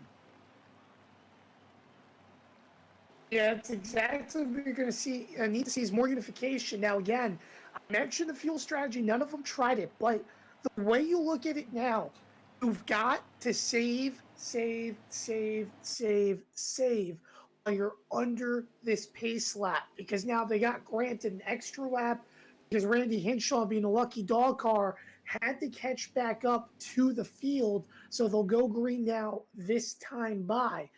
That's going to put things in the splash window in terms of the fuel. But if you're IVRL, we've seen 15 laps work earlier today for Team SXRL. Maybe you try go 15 laps here on fuel under green, but you're going to have to really work it. 13 laps is the classic tank without saving. It's really hard to save 2 or 3, but if you're pacing here in 4th under yellow, may just be able to save enough. So I'm eager to see if one of these teams try to save all the way to the end and really cut down the pace. And that's the thing you got to pay attention to because if there are going to be people pitting, like you said, 13, 15 laps, obviously you are going to have to pit again in this stage. You've got to have teammates come with you. You've got to have cars come with you where you're not by yourself. So you've got to communicate. When are you dry? How many do you have left in the tank? When do you want to pit? I would not be surprised to see the IVRL guys all pit or a majority of them pit together, or maybe early to try to make some kind of move in this deficit that they have right now. I mean, what do they have to lose by gambling and trying to get themselves in positions to get this league to the next round? Another 25-point deficit. That's what they've got to lose. I mean, I'm gonna be hard on them, and I'm their biggest critic. They're not being a team right now, and if they are, they're being a very dysfunctional team, and that's why CRL's taking it to them. All right, guys. Looks like we're going back to green. Green flag is back in the air at Talladega. The 8, the 3. Look, hey, you got Casey Kane sitting in 3rd. That is the top IVRL guy sitting right there in between the CRL guys. I mean, he's in the sandwich right now. You've got 2 CRL guys in front, 2 CRL guys behind him. If he is in a CRL sandwich, it's this 8 behind me who is in the lead, and I mean, just looking so well since he's taken the top spot for the Carolina Racing League. But don't look behind. Another super speedway winner, as I like to say, right behind him, Vidal Piccoliana. He is not scared as well to make a move. And you see Turbocharger. He got back in line as well. He sits, I believe, in that 4th position. You know, he tried to make a move there in the final lap. Oh my goodness. Far out towards the outside wall. Big save. Looked like a green car, maybe the 18 or Rowdy Hawk that got set up the track. And we're already seeing it. I'll tell you what, I thought we were going to see a little bit of unification on who tries to save, who doesn't. But we've already seen, guys, some cars drop off the pack a little bit, slow down their pace, and try to be in the tail end. Yeah, I believe the 88 might have got the 18 that got him loose. It was a hell of a save by the 18's part to get back into contention. Being that he hadn't lost a draft because he still has cars behind him. But like you said, I am seeing a gap where people are potentially going to try to save. And maybe if it was smart to do it with team, to do it as a team effort, saving as a team effort, to try to get as much points as you can. You're 25 points down right now. You've got to do something to shake that deficit up, to get in front of these CRL guys. These CRL guys have been fast all night here, guys. They have been in the top 5. They're currently 4 out of the top 5 right now. They are fast. They've got to find out a way to get those guys in contention. And I believe we just got told 13 laps to go at the line this time by. So it's coming down to who's going to pit, who's going to save, who's going to stay out. All this is going to be unfolded in the next 13 laps. So I'm anxious to see this. Yeah, one thing I wouldn't worry about is tires. I mean, me personally, you're going to wear them, but you ain't going to wear them enough. I don't believe. I'm more worried about my gas. You know, get with somebody that you can tuck in or can push you in and save it. And they're starting to try to form high, and it looks like a frayed snake just got hung out to dry. Indeed, he did get hung out to dry. Oh, 88 to Jeremy in the law. He gets pushed up the track, so now he loses. That was hard. Yeah. That was a lot of contact. That was tough. I believe we are going to be under caution. Word, I didn't mean to cut you off, but I saw that, and that was tough. I mean, it looked like he came from the inside to the outside, made contact, and that was a hard hit. That's a lot of damage. So let's throw the fuel strategy out the window now. There is no fuel strategy now. Now let's try to figure out what you can do here. If it's me, I'm taking 4 tires here, and I'm taking just enough fuel to finish this, because the lighter that car is, the faster that car is going to go. So that's my mindset as a driver right now. I ain't touching the tires. I'm taking a splash of fuel and I'm getting the heck out of there. I was just gonna say, Worm. I don't even think that. I think now you're in the fuel window here. If you stay out and you save enough gas here, ultimately to make it to the end. I really think this is a huge opportunity for IVRL to get the track position they're desiring. I'm 100% certain a bunch of these guys for CRL are going to come down the pits, stay out, get the track position. Yes, it'll be a question still to fuel at the end, but they should be good now that they'll have a lap and a half to pace around in 4th gear. Ultimately, get that spot, be out in front, make the difference when it's all said and done here in stage number 2. Word, as you say that, everybody comes down pit road. I don't think anybody has stayed out. Everybody's coming down to whether or not to get a splash of fuel or get tires, whatever the case is. I'm actually shocked. I would have been like you. I mean, if it wouldn't have been me taking the tires, I would have stayed out. Put it in neutral if you got a shifter. I mean, that's the great things about a shifter. You're able to pop it in neutral and save fuel. It looks like the 8 car took a splash of fuel. So a lot of these guys are just taking splashes and goes. And we got a huge mess coming off of pit road. Wow, I think like the 8 got it, but the 3 almost had contact. I mean, this is getting dicey even on pit road, man. You gotta love the pit road mechanics when the computer takes over, man. I mean, that's about the most excitement we've seen out of all these races in this whole tournament. I believe so. That was very entertaining to find out who got it. But if you look at it right now, the 8 and 38, 2 CRL guys are on the front row, followed by the 3 and 11. That's the 4 spots are CRL. Then you got Casey Kane in 5th with the 24 of CRL, and I don't know his name, but he is a CRL driver. He's in 6th. So you got 5 of the 6 positions are CRL guys. I mean, I just don't know what to do. I don't know how they're going to be able to make this deficit up if they can't get going. Yeah, it's going to be a long walk back to that IVRL locker room tonight. Well, you never know. The thing is here, and by the way, you mentioned the 38 being on the outside. He actually is our leader, if I'm not mistaken, coming back to green here. I think he chose the high side because at least on my screen, I saw him first out of the pits with ease as he got out in front of his teammates of the 8 and the 3. But When we come back to green, laps completely winding down. It's going to be the race, guys, that we asked for, ideally to this end of stage number 2. They wad up here and they start to head towards the tri-oval. We're going to be going green this time, and if I'm not mistaken, there will be 9 laps to go in stage number 2. You're right on that. They're at 18 to 27. So I mean, there ain't no pit window, and there ain't no. This is all balls to the walls for the next 9 laps. All right, guys, we're back under green here in stage 2. I believe we got 9 laps to go, like Word was saying. I mean, it's now time. It's time to go. If you're the IVRL guys, you've got to go. You've got to make some decisions. You've got to make some great moves. You got to get that outside line working. I mean, these CRL guys. I'm sorry, so I get tongue tied saying that.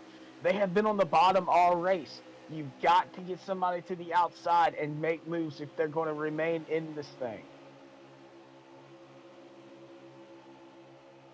And what a job right now for the CRL group. They got in line and they did what they needed to. Now they work their way into the tri-oval again. When they touch the line this time, it'll be 8 laps to go in stage number 2. And so many cars underneath a blanket right now. The highest IVRL car is Casey Kane. He moves to the high side in turn number 1. But the problem is he has no help. Toaster looks up. He tries to drag Casey, but now he'll dive on down to have the dill pickle y'all. Casey blocks. Forces the 3 onto the apron. They give room. That may be a penalty. We'll have to see. But a dangerous block attempt there from our pole sitter to at least keep him at 3rd for the moment. Yeah, that was a tough decision that was made by Case. Oh, the 34. He's hard in the outside wall. Man, that was a tough break. I don't know what happened with the 76 and somebody else, but that was a very unfortunate incident because I mean that was tough for sure. I don't know what else. I mean, Casey's your top IVRL guy. He's carrying the banner for IVRL right now. He needs his guys up there with him. He's in a CRL sandwich because you've got 2 CRL guys in front and I believe 2 CRL guys behind him. So, I mean, he has to make some moves. I'm sorry. I think the 14 is IVRL. I apologize. So he has a teammate 2 cars back. Do you go up? Do you try to get something going? Because now we see the outside line trying to work. It's coming from the back, but they're trying to get that outside line to work. Guys, I want to say this. 3, 14, 11. There we went. Trouble. Turbocharger around. The 10 car around. Big wreck. Yes, big wreck out of the tri-oval. I don't know if that's going to throw out a caution. Yeah, I'm seeing 2. It looks like 11 and 9 was involved, but the 3, the 14, and I believe it was the what the other one was. But there's a little bump in there, but what I was fixing to say before that happened, that high side started forming up of IVRL and they was moving. And then it just Worm, as you're talking, I'm seeing these guys 4 wide behind. They are all over the place trying to make something happen. And I believe those are CRL guys that were battling, trying to get around the CRL guys 4 wide out of turn 4. The intensity has definitely picked up, y'all. We were talking about intensity picking up. It has picked up. And they were side by side to the line. Expert Toaster just edged out his teammate in the 8, it seems. Ultimately, no, they're going to say the 8 was the leader, maybe. Well, they're side by side for the moment. He's dooring his own teammate.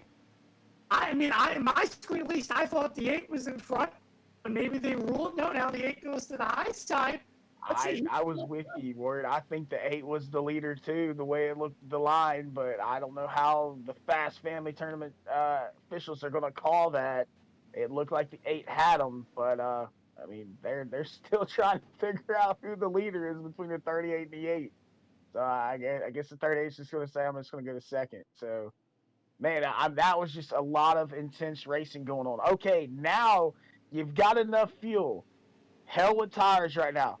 Do you stay out here? Especially for the IVRL guys, you've got to make something happen. I've said it all race. You've got to get yourself out of this hole. What do you do here? As a driver, Ward, I'm going to put this in your hands. If you're an IVR guy, you're down 25 points. What do you do? Do you talk to your team? Do you stay out? Do you take a splash? What do you do here? Well, if you're Tyler Brown, you stay out. Else, I would think about pitting. Try to set yourself up for stage number 3. And I know that sounds crazy, as a couple of guys do come down the pits in the back of the field. But while yes, there is an opportunity for stage points, you can really change things up. You could take 2 tires under this stage 3 opportunity to ideally set yourself up towards the front. You have to remember, in both scenarios in this stage, CRL took fuel only. That means they're going to have to take 4 here at the end of this stage. So to me, it really looks like you're missing an opportunity if you don't pit here. Yet, IVRL cars stayed out, which ultimately sprays the picture of what we could see as they start to double up. And I do want to go back real quick because we had that incident.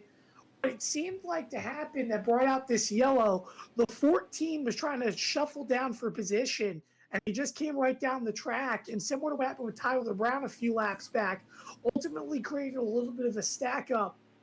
They all kind of ended up wrecking. Turbo included got hooked, and he went to the inside wall, and a couple of cars behind as well got collected. When we go back green, there'll be no more yellows. We're within the final 5 laps here, stage number 2. So we have reached the caution cutoff. Now it is anyone's race. Expect it to be as intense as it's been the entire night long. Absolutely, Ward. We're about to go back to green here at Talladega in stage 2 with 3 laps to go. We're going to have a 3-lap shootout right here in this race, in stage 2. I mean, if I'm the IVRL guys, I'm communicating, hey guys, what can we do as a team to get as much points as we possibly can? We got to get around these CRL guys, the Carolina Racing League guys, to get as much points. And I mean, as you're looking at right now, Carolina Racing League, they have been tough in that top 5 all night long. So I'm looking for something to happen here to change all that up. But here we go, guys. Yeah, We're Heidi going got green. a Green hard flag is back restart. out. It looks like 38 was sleeping on that restart because Heidi just took off on him. My goodness, they're slicing and dicing, but we have 3 laps to go in stage number 2. It is Heidi out in the lead, but do not look back. Nick Goebel and Tyler Brown all in that second and third spots. I'll tell you what, for IVRL, it was a quiet start. Suddenly, an opportunity to make up some stage points due to that incident that put a bunch of CRL cars towards the back. 1 car coming down this time. It's the final lap to pit. 2 laps to go here in stage number 2 at Talladega. And as we're looking right now, you've got 2 IVRL guys in second and third, not to mention a teammate running in 5th in between, or I'm sorry, right behind Expert Toaster. Do they, I mean, as you see him trying to dive to the outside, the 12's trying to get up there with his teammates. There it is. This is what we were talking about. IVRL to the outside, CRL to the inside. It is a wad off of turn number 4. Indeed. No, we have a car in the wall. Frankly, came up the track. And my goodness, they'll separate again. But Tyler Brown, he now loses Toaster, shoving the 8 back in front, as well the 88 of Jeremy right behind as they they cross the line rather for the white flag. 1 lap to go, stage number 2. Who's going to get it? Brown pushing the 14. It's 4 cars for CRL out in front as they head down the backstretch. No one's taking a peek for the moment, but I'll tell you what is, a lag surge. 14 pushes the Tyler Brown back a little bit. Here's Tyler to the outside. He gets shoved out of line. That a benefit for CRL now as they're side by side off of turn number 4. Hinshaw, he's stuck to the outside. The 34 on the inside. And it looks like Toaster, he'll try to make a move. Nothing there. The 8 will take stage number 2. And it is 1 through 4 for CRL for the second consecutive time in this race in the first 2 stages. Yeah, That's hole. true. That is I mean, I think I saw 5, 6, and 7 were IVRL.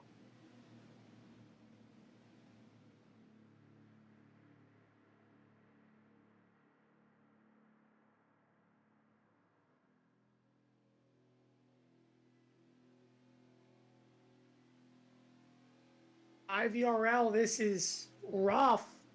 I'll tell you what, just because you're getting outpointed essentially here in these stages does not mean it's over. You got beat for the first 2. By the way, the Dill Pickle Ya will be our leader as we come back to green. It doesn't mean anything. Overall, you could still witness having one good stage number 3. Green flags out. They're all checking up to try to let themselves in. The Dill Pickle Ya is in the lead, followed by the 8. So we've seen it mix up again. First, it was Turbocharger, and I believe it was Expert Toaster who ultimately ended up taking the stage 1 victory. Then the stage 2 victory went to Heidi, and now it's the Dill Pickle Ya. But they're all slicing back and forth as now the 34 trying to make a move to the outside of GRC Sniper. But the problem is he has almost no help as he falls into the 3rd position.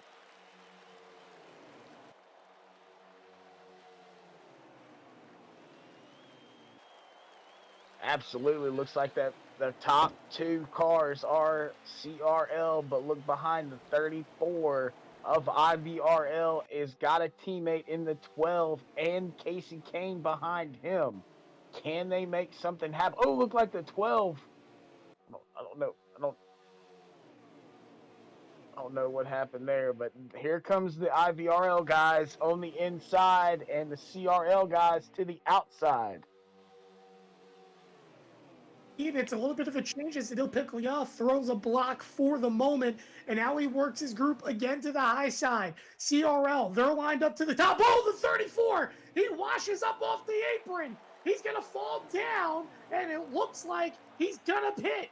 Maybe trouble. No, he's actually wrecking as he hits the outside wall. I wonder if there was some lag, but yet again, the IVRL group, it's broken up as CRL still pushing to the high side. They block Hinshaw to the bottom. 3 wide for second. Hinshaw getting a big push. Casey Kane, they still remain 3. Toaster clears. Now Jeremy does. And it looks like the 24 will for the moment, as it looks like they'll stay 2 wide now into turn number 3. All right, getting word that 34 got a drive-through penalty. He switched lanes is the reason he pit. As far as everything that's going on here, there's chaos behind them. Casey Kane 14. Oh, we got a big wreck. There goes the IVR team. The whole IVR team just wrecked in the tri-oval, it looks like. That's a lucky break for the 34. 18 here too for pitting. He was coming down the pits, not as a choice it seemed, but after the wreck happened and the yellow flag has come out, that happened in the tri-oval, so all they had to do was get to the line. But for IVRL, that is not good. You just wiped out about 7, maybe 8 of your race cars in this race. In fact, I think the only car, or the first car that wasn't wiped out in that scenario, was Randy Hinshaw, and I think Texas Spot being the other one. They sit just outside the top 5. But everyone else damaged and battered, which means coming to the pits when they open it, IVRL is going to have to get on the gain in the rebound yet again. I believe we've got Commissioner Slide Job has snuck in, probably with another points update.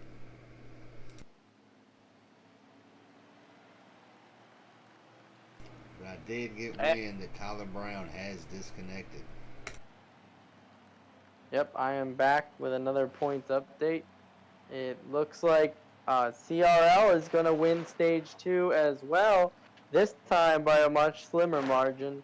But the final score for stage 2 unofficially 36-19. That's going to give you a grand total, if you're counting at home, 34 for IVRL to 76 for CRL. That's going to be a 42-point lead going into stage 3 for Carolina Racing League.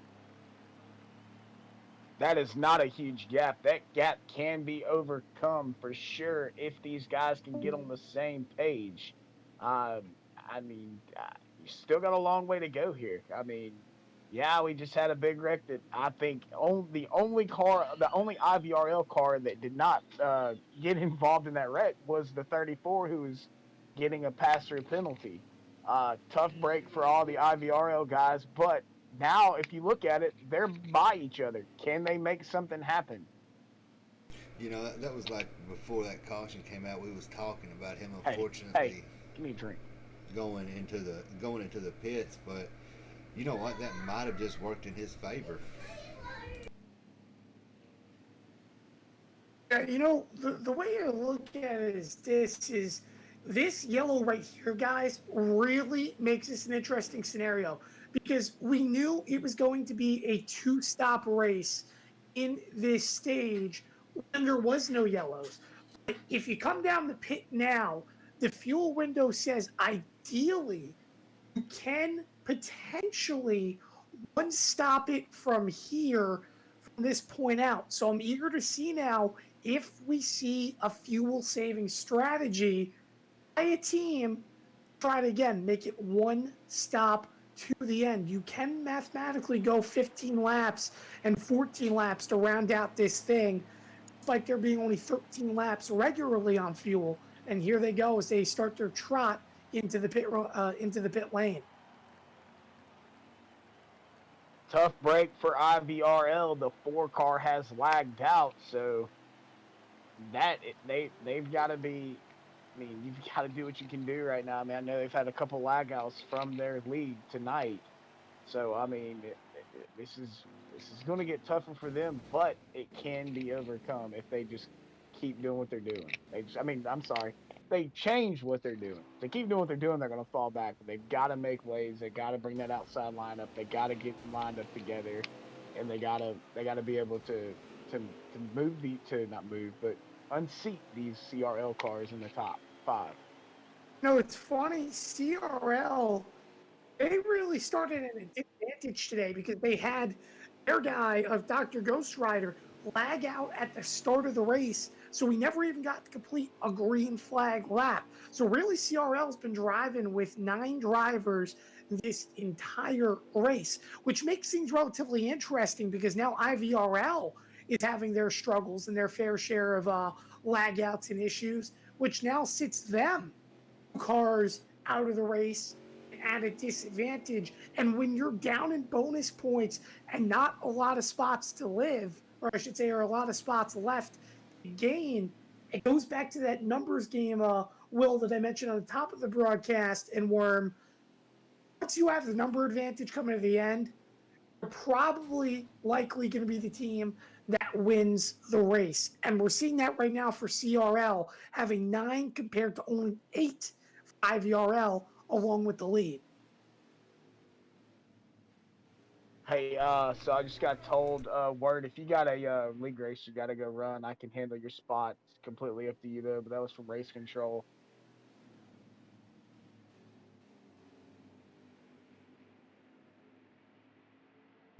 Yeah, they've got a deficit. You know, IVRL, they've got a deficit. 42 points. I mean, you're going in stage 3. Everybody gets points for stage 3, but you want to have at least top 5 or 6 spots locked up. I mean, just to make up that 42-point deficit that you dug yourself into. But as we're going to green this time, I believe you got 2 IVRL guys on the front row back to green at Talladega. This might be exactly what IVRL needs to do. Indeed, Randy Hinshaw out in front in the Advanced Auto Parts Ford. And oh my goodness, CRL Sam got booted up the track. As oh my goodness, they're still slicing and dicing down the backstretch. Looks like Turbocharger finally got down. Maybe that was not him, but perhaps another white car towards the back of the field as they work their way down the backstretch into turn number 3. IVRL suddenly they have 3 cars up in the front 3 spots, but they have 5 cars behind that still need to gain some ground. The first car suddenly in the pack for CRL becomes Jeremy and Trigger Treasy as they sit in the 4th and 5th spots, but you have to again wonder, will they try to save fuel? Because it definitely is in the window to do so, and it looks like they're leaving a little bit of gaps, which would make me want to think that could be the situation because they're not really trying to build up runs. Absolutely. The top 3 spots are IVRL, but behind them it is a CRL train. 4th, 5th, 6th, and 7th are all Carolina Racing League. Will those guys work together to try to get around these IVRL guys, or are they content to just ride it out knowing they have such a huge deficit? I wouldn't say huge deficit, but they're in the catbird seat right now, thus far in this race. Well, it just dawned on me when somebody that was in qualifying that wasn't actually in the race was Jay Gimbel. Tough to pass. So it looked like they both might have started out 9 and 9.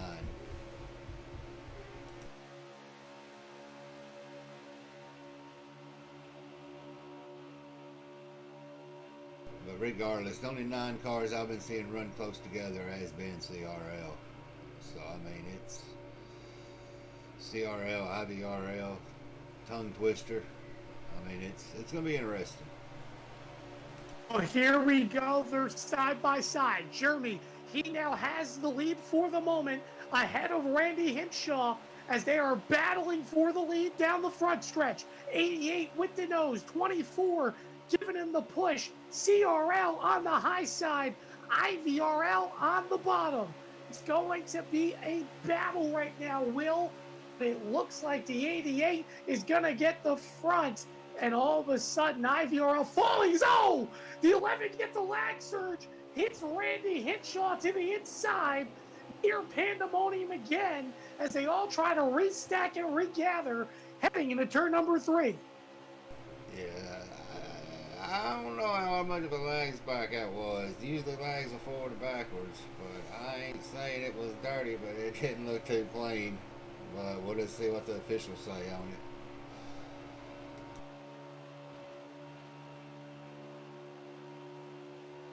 A lot of intensity in this, and so far, I mean, this is really intensified. I mean, now we're back down to single file. As you saw, the CRL guys were able to get around the IVRL guys for those top positions. 1 through, I guess, no, the 34 and the 11. 34 to 11 got some contact. Both of them underneath the yellow the yellow line. Huge contact there. I mean, 34 to 11. That's turbocharged, and I don't have my roster in front of me. Who was at the 34 Sniper. word? And I just saw it on Randy's stream. The 34 just kind of came up and just chopped the nose. Again, that is a potential penalty. And if I'm not mistaken, the 34 did get penalized earlier in this race for switching lanes too soon on a restart, which again could be a factor. But I'm looking at Randy's fuel in particular. He has 4 laps on the tank when they crossed the line that time. So green flag pit stops going to be a factor here, as here comes Hinshaw on the 18.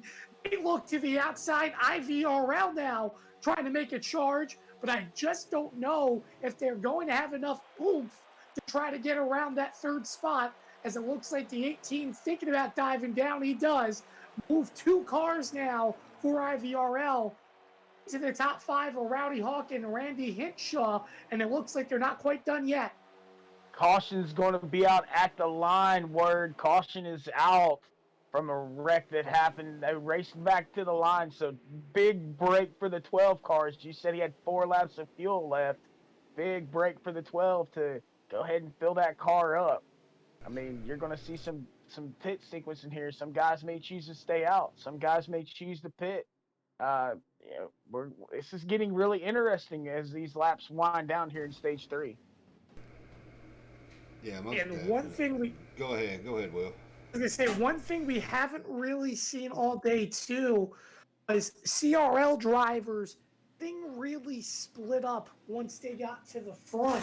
But for a brief moment, we actually saw that happening in which IVRL did a great job executing despite having the number disadvantage on the high side. I'm eager to see here, just like how what happened in the start of the race, if you guys recall, how the field got really split up.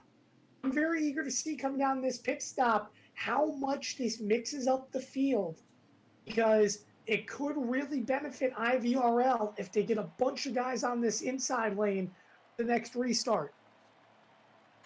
That is the question that everybody's going to want to ask. And here's another question. If these guys decide to pit, can they make it here all the way to the end without saving? That's another question that's going to come into play because you're really going to have to get your team together. I mean, we know we've seen some lag outs from both teams respectively. So you're really going to see, I mean, we saw it. The CRL guys knew that the IVRL guys had the bottom. They went to the top. They made the top work. That's what IVRL is going to have to do. They're going to have to make the top work to get around these guys, or they're going to have to protect the bottom. I mean, Yeah, that caution, that was a result. It looked like Texas Spots and CRL Sam got into each other going through the trioval, and I believe Sam got down into the pits pretty far. So that may have been what brought that caution out. Well, the way we look at it now, coming out of the pits, Jeremy is the leader. Expert Toaster will be in second, and that's two CRL cars. Now in third, GRC Sniper of IVRL and his teammate of the 18, a Rowdy Hawk 18, will be on the outside lane in fourth. Then it's yet again another split when you look through the field. The 24 Trigger Treasy, he will start in fifth, but it's also the 14 car of Nick Goebel who will start to the outside, which is an IVRL car. And then there's a couple more IVRL cars to help. Randy Hinshaw, he'll start seventh. He'll be a Freight Snake in eighth, followed by, or actually rather, try that again, Randy Hinshaw will be seventh, a Freight Snake eighth. It'll be Turbocharger in ninth. I believe that is Casey Kane, who will be in 10th. We come back to green, believe this time by.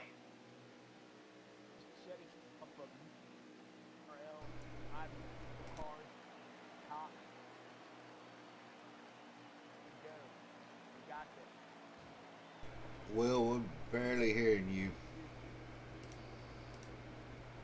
I'm not quite sure if it's a me thing, but I quite hear Will well. Yeah, I've got him turned up on Discord, so I'm not for sure. Anyways, we're back at it. It looks like CRL's on the inside and IVRL's on the outside. So That is very interesting. The 88 took the lead, but that was a very early come down. I wonder if they're going to penalize him for coming down too early because he did it before the start finish line. But for the moment, the 88 out in front. CRL has been perfect to this point, but it is all of a sudden IVRL making the outside charge. Here's Hinshaw and Sniper. They move to the outside. All of a sudden, CRL has their hands full. Poster blocks high. The 24 now will let him in. And here comes CRL charging. The 88. He did merge too soon. He'll have to take a pass through. IVRL will go to the lead, led by GRC Sniper through the trioval.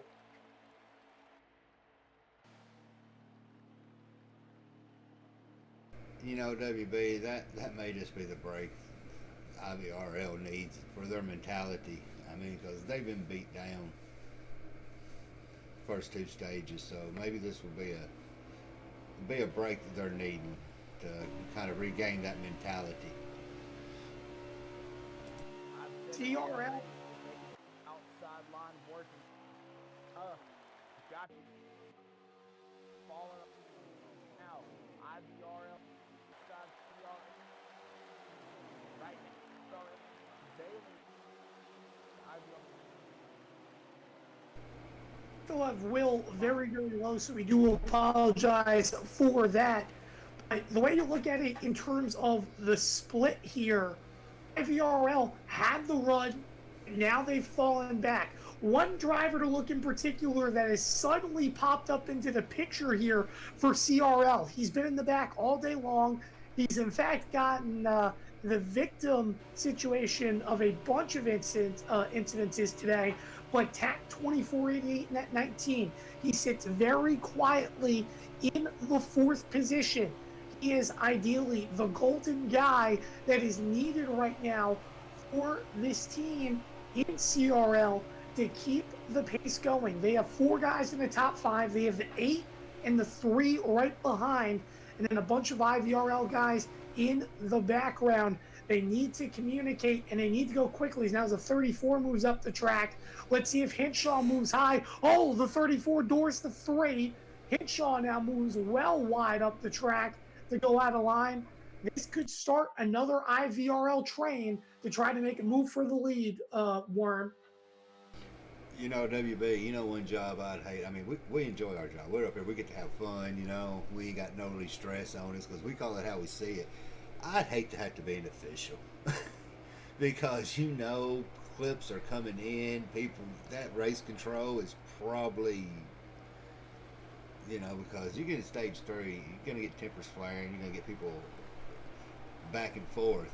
And I'd hate to have either a slide job, or Ford Tough's job as far as officiating this. And when you start handing out those penalties, if there was any, it's going to make it very interesting. And right now, they're single file again, but it doesn't mean anything because now they start their push. 34 looking, the Dill Pickle Yaw right in front for the moment. But these laps winding down very, very quickly. And there is still, for the record, 1 pit stop in this scenario. They're on lap 81, coming to take lap 82. In fact, they just took lap 82 that time, so there would be 13 laps to go. And you'd have to imagine it will be a splash and dash to the end from this point on. But I'll tell you what, I mean, this has been a dominant performance by CRLs. Oh, goodness. That was some 2 lag cars right out there. back. That was Casey Kane and maybe aka Afraid Snake is IVRL. Again, 2 more guys getting shuffled out of line here. All right, I'm going to give it a shot. Can y'all hear me now? Loud and clear, Will. We hear you now. All right, awesome, man. I was trying to say how I mean, we're talking about the lineup they had on the outside. Now you've got all the CRL guys to the inside. So, Well, number 8's doing a little shaking there. The number 8 got shuffled out a little bit and into the wall.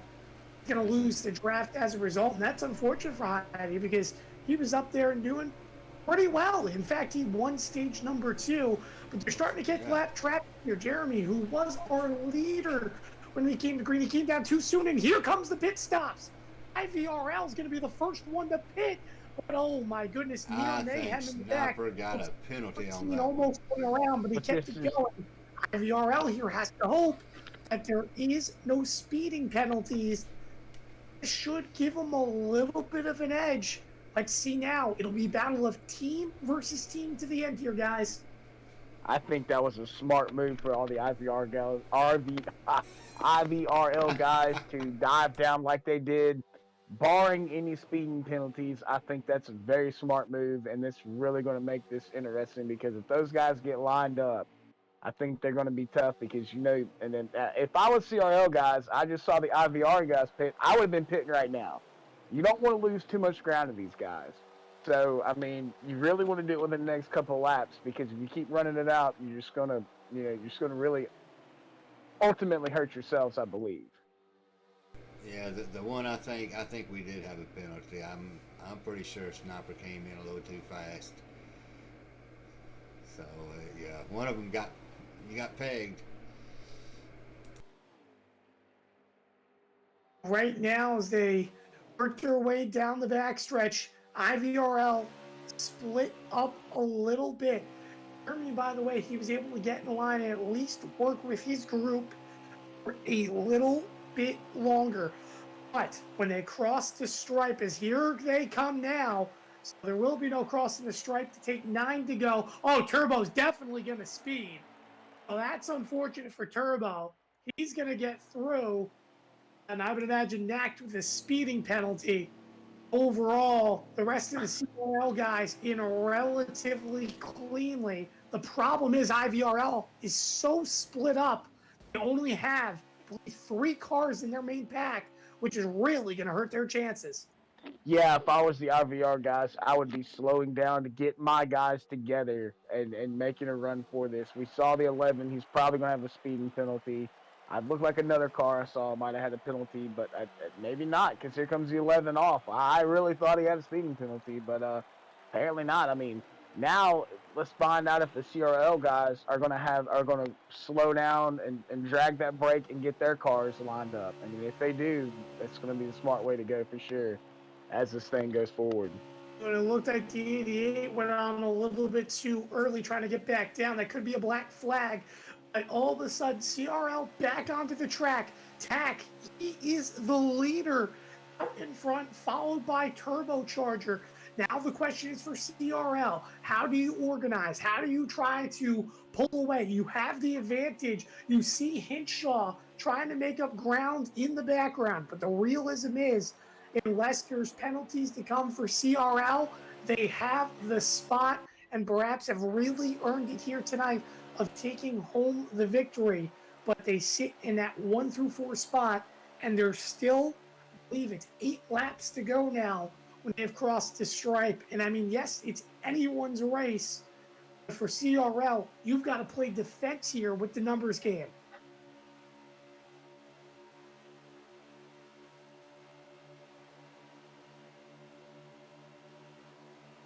Back out in front, guiding the way into turn 3. They're all in one big pack now. What does Turbocharger do? He gets to the bumper of the 19. He's going to make the move. Turbo to the high side, showing the aggression. IVRL to the high side. Put Turbo, no, he blocks his own teammate. IVRL now has a run in the middle lane. They'll make it 3. Shaw down the middle. Casey Kane to the high side. They squeeze 3 abreast in the turn 1 and 2. That is not what CRL wanted to see, as now it's 4 cars in each line down the backstretch. My God, that takes nerves of steel is having to hold that 3 wide through that turn. I mean, incredible to say the least how they were able to hold on to that.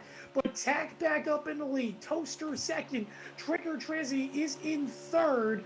And it looks like the 4th car in line is the lapper of Jeremy. And then the Dill Pickle Ya is in 4th. And now Turbo in the 5th. Yet again, IVRL now in the back of this pack. Going after reorganizing. The problem is there is only 3 of them. They have no friends around. They need a yellow, but the laps are winding down. They're on lap 89 of 94. And if I'm not mistaken, when they cross the line this time, we have reached the caution cutoff, in which overall there will be no more yellows in this race. So whatever we see on the track will ultimately decide it.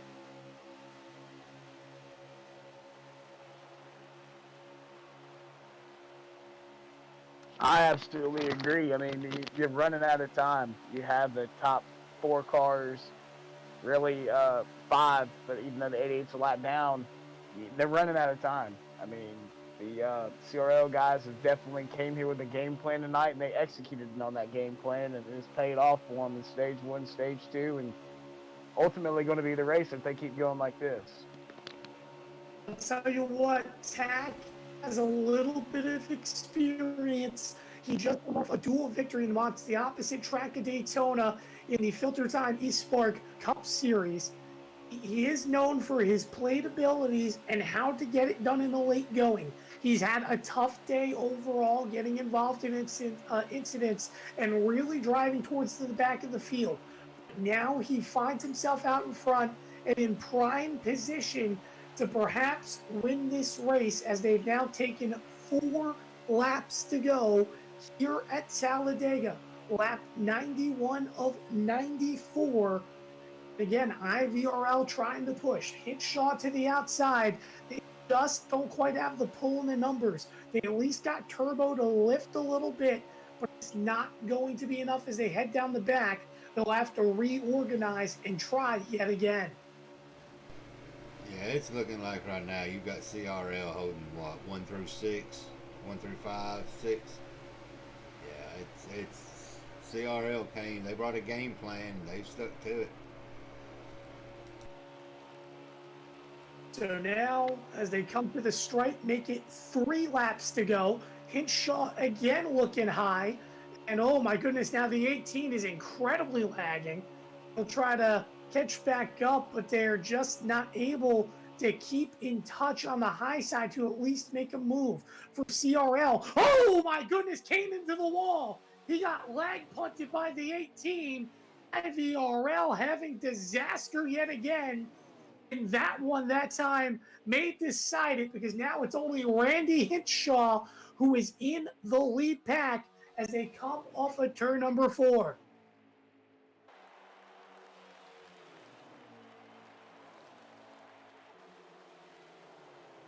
Come to the stripe, it'll be 2 laps to go. Back now, he still holds that front spot. Hinshaw's trying to make a move outside of the Dill Pickle Ya. But it's going to be CRL who is going to walk away with this regardless. They have spots right now 1 through 5. Randy Hinshaw sits just outside in that 6th position. He can at least try to make up some points and hope for some penalties. But overall, expect this lap to be conservatively aggressive. I'm sure CRL, all they care about is one of their guys winning. You know these guys want to take the lead. 2 guys that are very familiar with each other. Tack, Expert Toaster, they sit 1 and 2. White flag is out at Talladega. 1 lap to go. Let's see what moves they make. Car drops to the high side. That's the Dill Pickle Ya. He'll fall back. Will the 24 maybe get a push from Jeremy? Shot. He's dropped off the pack, so it's all CRL. Here comes the 24 to the high side. Tack doesn't block.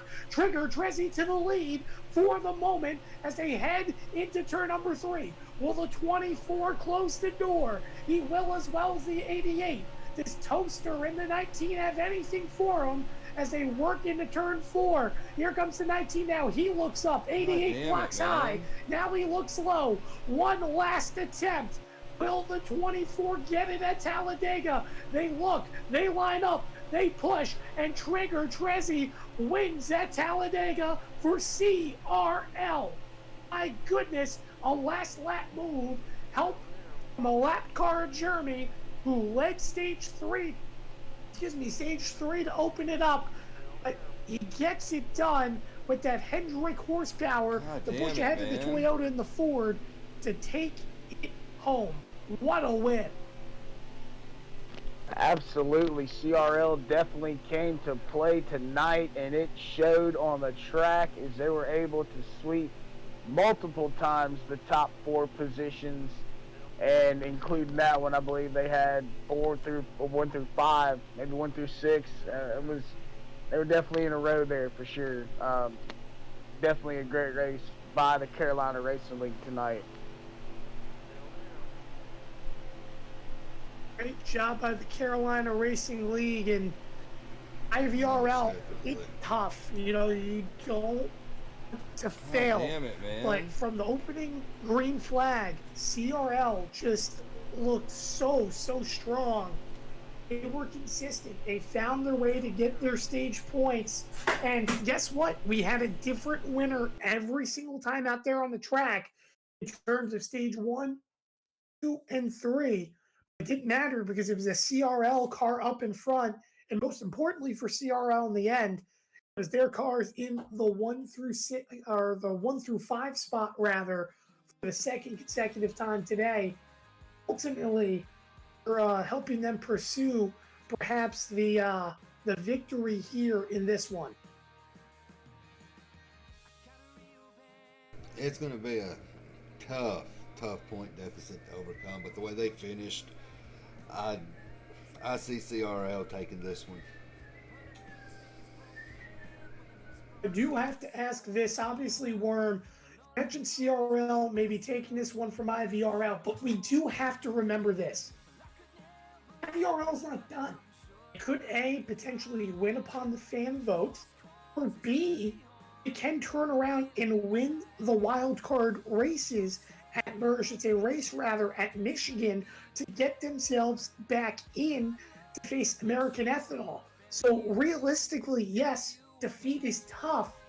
At the same time, in the big picture, there is still another opportunity that looms on their table.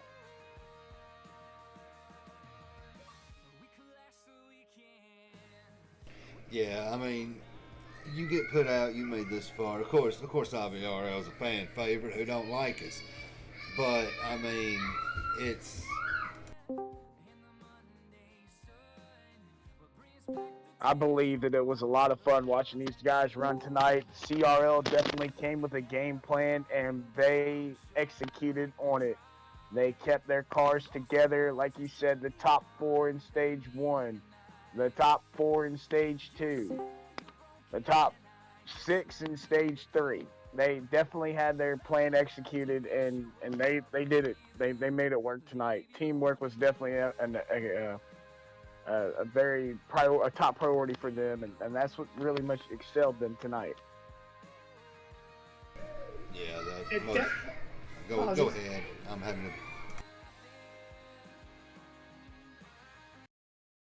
Teamwork definitely made the big picture in this one. CRL from the start, they worked together fine, and once they got control, they never really gave it back. IVRL, we have to remember, started in the advantage of this race. CRL only had 9 cars due to a layout on lap 1 and still found a way to make it work to stay out in front. But IVRL, they couldn't get the track position that first stage, and despite opportunities in the second stage where they could have stayed out or they could have, maybe tried to set themselves up for stage number 3, they ended up not doing that. Ultimately, it hurt them a little bit because we saw it work for guys, for example, like Turbocharger there towards the end, that managed to get track position and try to make it matter towards that third stage, while IVRL had to do a lot of digging from the back. But at the same time, when you look at it for potentially towards a wild card race, there's a lot to learn from this. And I know it's a super speedway race. You flip the coin. It's a miracle, as you could say, of who wins and whatever your fate is. But it gives you a little bit of an idea that going into a Michigan race, it kind of races a little bit like a super speedway in regards to it almost being fully wide open. You're going to have to know that the urgency is going to have to be there early, and track position is going to have to matter. Track position was definitely key tonight. Being in those top spots, we're able to get the most points, and that was the game plan that CRL executed, and they executed flawlessly tonight. I was very impressed with the way CRL was able to hang together. When CRL was on the inside and IVR was on the outside, they kept their cars nose to nose, bumper to bumper, and that was able to keep the momentum going. IVRL just did not have the momentum tonight, nor the teamwork that CRL had tonight. They definitely brought their A game, and ultimately will probably propel them to the next round. Yeah, most definitely. I mean, you're in the super speedway. The winner's going to the short track. there's just like with the road courses, there's where your skill and your driving comes in at. I mean, it's like we said at the start, we're making left-hand turns. But these are going to be shorter left-hand turns when you hit the short tracks, and you ain't got that drive potential like you did before. But also the wild card here, Worm Rider. The wild card for the super speedway was in the previous rounds. You just wanted to try to finish the best you can. In this round, the super speedway round, you want to try to get your team in the best position that you could, and that's ultimately was going to propel the next team to the next round. And that's exactly what's going to propel your team to the next round in terms of the wild card. But one thing we have to remember too, and I mentioned the wild card of why it's so tough, is because of the fact that I think the hard decision you're going to have to make, Will, is well, you're going to have to pick 5 of your best guys to go out there and race at Michigan. It's not, 10 versus 10 anymore. It's 5v5v5v5v5. So essentially, we'll see maybe 25 cars out in the track at once. And you're going to have to a lot to prove. You're going to have to manage, traffic cleanly, and you're going to have to get track position to best benefit. It makes me excited because if I'm not mistaken, we still have one race left in terms of this round. And we've obviously already seen 4 teams' fates now decided going in the next round. But this one last race puts a lot of that heavy emphasis because a lot of guys now know their future and their picture. It really all wraps up. It's all said and done past race number 5. Yeah, your wild card is definitely going to be a key thing. Like you said, 5 guys from each league going at against, like you said, could be a maximum of 25 or 30 drivers. And that's really you're really gonna have to depend on getting your team. I mean, same setups or practicing, trying to figure out what does the best. I mean, Michigan is such a wild card race in itself because it's so important to be in the draft there. Draft is so key there. Similar to tonight, at Talladega, Michigan is going to be that same way. Now, you're not going to be wide open as you would at Talladega, but the draft is definitely going to play key in that wild card race. So, do you have similar capabilities you have tonight? Do you try to keep your guys in line? Do you try to just go out there and see who wins? I mean, that's going to be tough. That wild card is definitely what it's called, a wild card. And I'm looking forward to seeing who is going to be in that because I think that's going to be Hey, interesting Ford, am to I see. joining your Xbox party?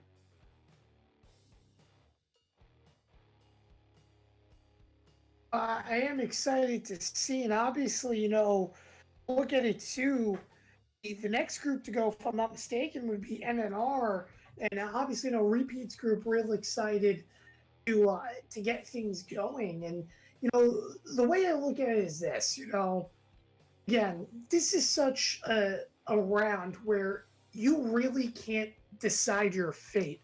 You just have to kind of let the race come to you. And today for CRL, hey, this is one of their specialties is super speedway racing, but they also let the race come to them, which ultimately really helped them dominate today, which I really think helped them in the bigger picture. Now, while yes, they don't have to worry about the wild card round, I think there's a lot for IVRL to learn in this situation. And I really do think this is going to be an exciting team to watch in the wild card round, to say the least. I really think you'll see them coming out with a purpose, especially with their best 5, to pick up a win in Michigan. And let's not forget too, particularly Texas, the track that they raced at Worm. They put together a pretty good performance, and I don't really consider Michigan a mile and a half because obviously it's deemed super speedway. But there's a lot of similar concepts in terms of how you approach the track, which, needless to say, could play to IVRL's advantage. Yeah, Yeah, it don't bother I me. was under. Go ahead, Oh, Will. sorry. No, I'm sorry. I was under the impression that also the wild card is consistent of tracks that we have not raced yet in the tournament. So you got another track out there that they could also go out west to, an auto club. So I mean that could be a totally different monster from Michigan. So I mean when they come up with the track name, then you're really gonna have to focus on what to do because those tracks are totally different from each other. So you look at tonight though. You had Expert Toaster, for example, was fast all night. He was in the top 4, top 5 all night. And I mean, he was carrying that CRL banner tonight. I mean, don't get me wrong, there were other CRL cars up there, but he was the one that really struck out to me, that had the fast car and was really the banner carrier for CRL tonight. It looks like perhaps we're starting to get the drivers in here. We have Administrator Ford Tuff in here. Are you good to start the interviews, perhaps?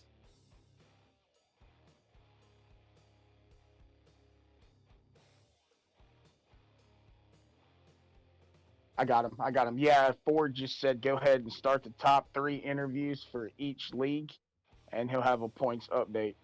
So go ahead and I guess Worm, who was the top driver for, you want to do IVRL first, or excuse me, or you want to do CRL first? Are we supposed to be in a Xbox group party, or are we doing it through Discord? We're doing it in Discord.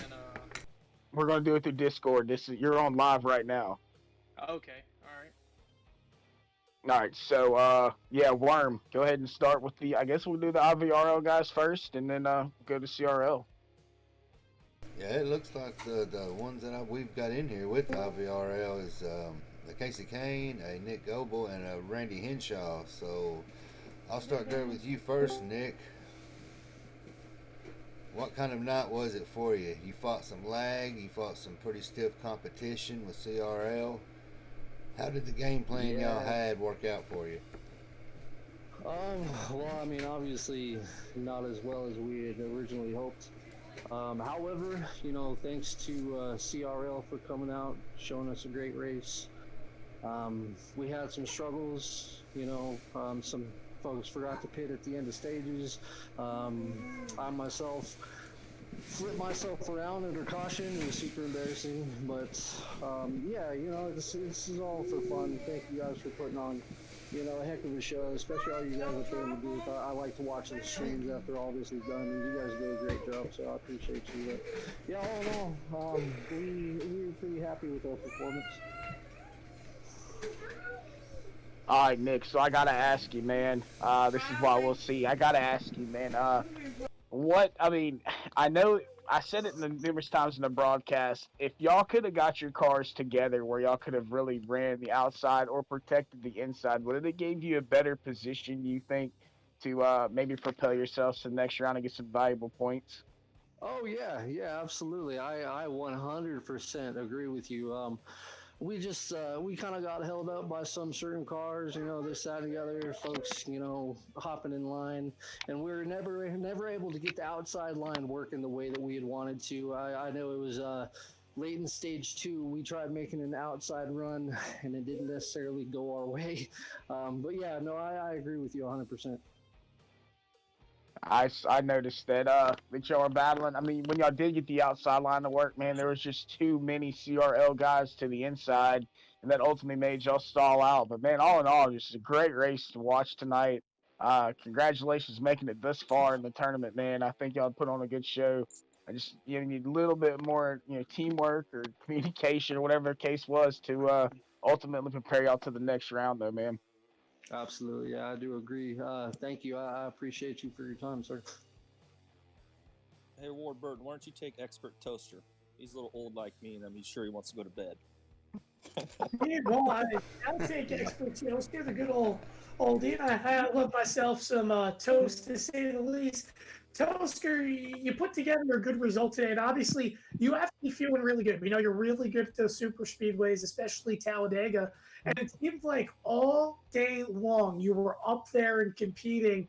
I mean, first off, talk about the race for me today, because it seemed like you were up there in the front basically all day long, and it felt like you were pretty confident with the stuff you had.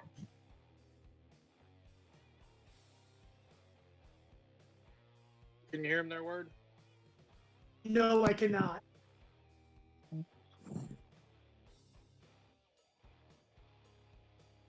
I think something's wrong with his mic on his end. It's not registering. He's talking in my ear, but it's not registering on his end. Tell him to go in and out of Discord real fast. Like reset He's it real tried, fast. yes. Okay. It happens. Perhaps we'll try to move on here to the next one. Let's flip back to the IVRL side for a moment. Let's go to our pole sitter for tonight, or what was for tonight actually. Looks like he perhaps stepped out. So let's go to the next result of GRC Sniper 90. And Sniper, for you, you had an interesting day up and through the pack, but it always seemed like you were leading the runs here tonight for IVRL in terms of getting aggressive on that high side. Take me through, especially towards that last stage. What were you guys trying to do to try to make up that ground when you guys had the opportunity? Well, again, we were trying to get the high side working there. Unfortunately, they just had us at the numbers.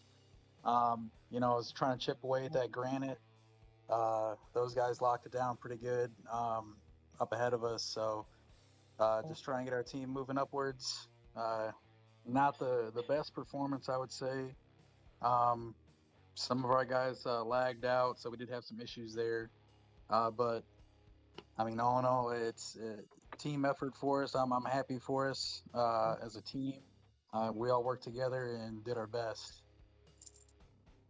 Now, for the race for you today, I know you've had some ups and downs. If I'm not mistaken, you also got black flagged for merging too soon, which was our first of two penalties on a restart. Kind of take me through that. How much of a battle was it to try to get yourself back up through the field after something like that?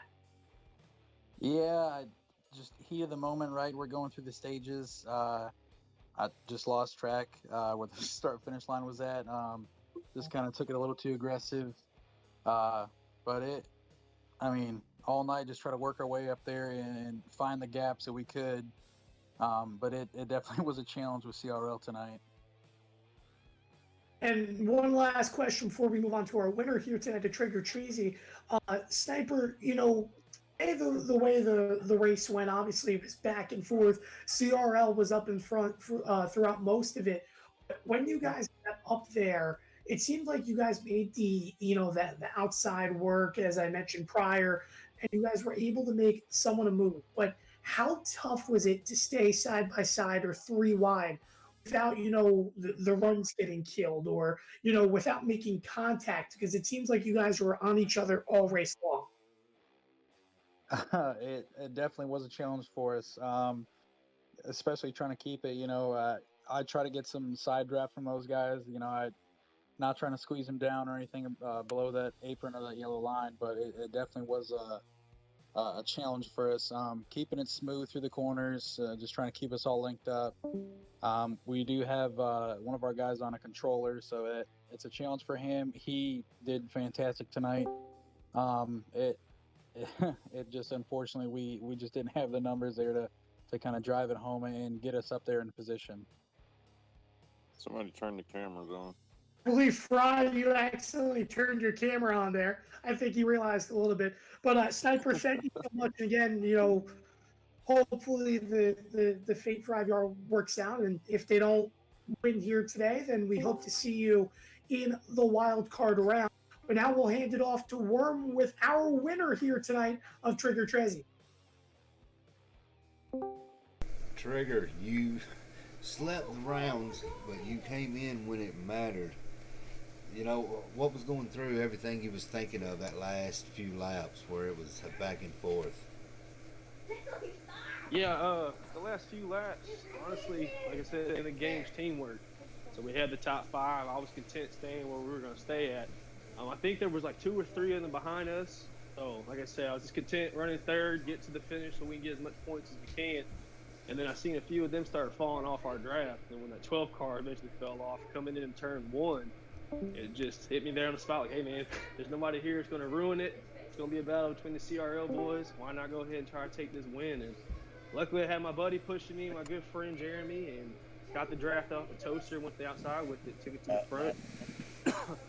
Yeah, y'all definitely got it coming out of 3 and 4 to the tryover. Did y'all just kind of say, hey, we've got it, let's just see who can do what, free for all coming out of it? Well, like I said, we were going to stay in line, and that 12 car fell out of our pack, so I was like, okay. And then with that lag, now NASCAR heat enforcer notorious for lag on these super speedways. That's the reason why I was even off of Toaster, because I didn't want to get lag kicked and ruin the guys running behind me. But when I seen that 12 car left, seen there's a little gap between me and Toaster, I was just like, you know what? It's now or never. If I'm going to pull out, I'm going to pull out. And that's what I did. So, yeah. It was just going to be, line up and finish it off. But, yeah, I just decided to take it. Why not, right? Here to race, here to win. Exactly, Trigger. Well, man, congratulations on you on your victory. CRL, y'all came, brought a game plan. I'm do have a point. gonna turn it over to Ford and Slide Job and let them speak with the owners. Well, I was just trying to get it. All right. Now, I do have a points update, and this is the unofficial results. Both teams put on a great show. Both teams definitely deserve to be here. I mean, they definitely showed themselves in the first 2 rounds. But unofficially, the results are going to be 266 to 361. CRL will take that victory unofficial. So we will go to Mr. Randy Henshaw.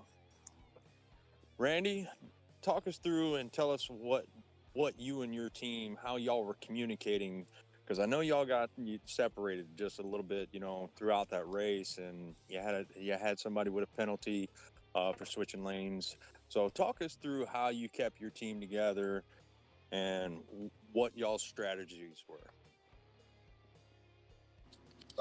First off, I want to say apology to the 3 and the 11 there at the end.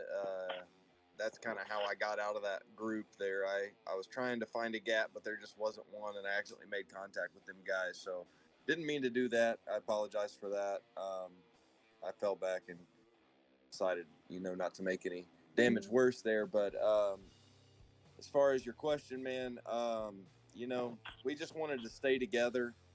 We all wanted to stay calm and try and figure out a game plan to move forward. But all in all, man, hats off to CRL. They really did a good job tonight by protecting that bottom line and staying linked up together and working together as a team. So, they did a fantastic job. Definitely. We know lag was a problem on the super speedways. We all wish it wasn't, and some of your guys got left behind, I think, because of that. And you lost a couple guys. I don't know if it was due to lag outs or whatnot, but yeah, unfortunately, he only came home with 261 points. But like I said, that's unofficially. I think we got some clips to review and everything, and we'll go from there after we review everything. But yeah, y'all definitely put on a great show, and we definitely appreciate y'all being here, and we look forward to seeing y'all next time. Yep, I appreciate you guys having us and everything you guys are doing for the community in this. It's been a lot of fun to compete. A little disappointed with tonight, but super speedway racing's tough. Not only the server issues, but just in general. So again, hats off to CRL for the performance. They worked better as a team, so they deserve that. And hopefully we can figure out a way to work ourselves back in this tournament. Hey, Word. This is Toaster. Can you hear me? I think I might have got this thing working. All right, we got one driver interview before we move on to CRL.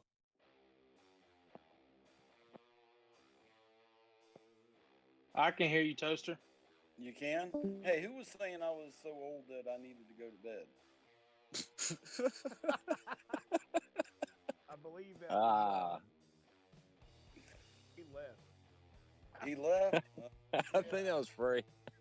Hey, I'm just glad I got this thing working. You don't need to do an interview with me. That was good stuff. We all worked together. It was a good team. And I was going to do the top 5. Definitely fast. Will, we can barely hear you, bro.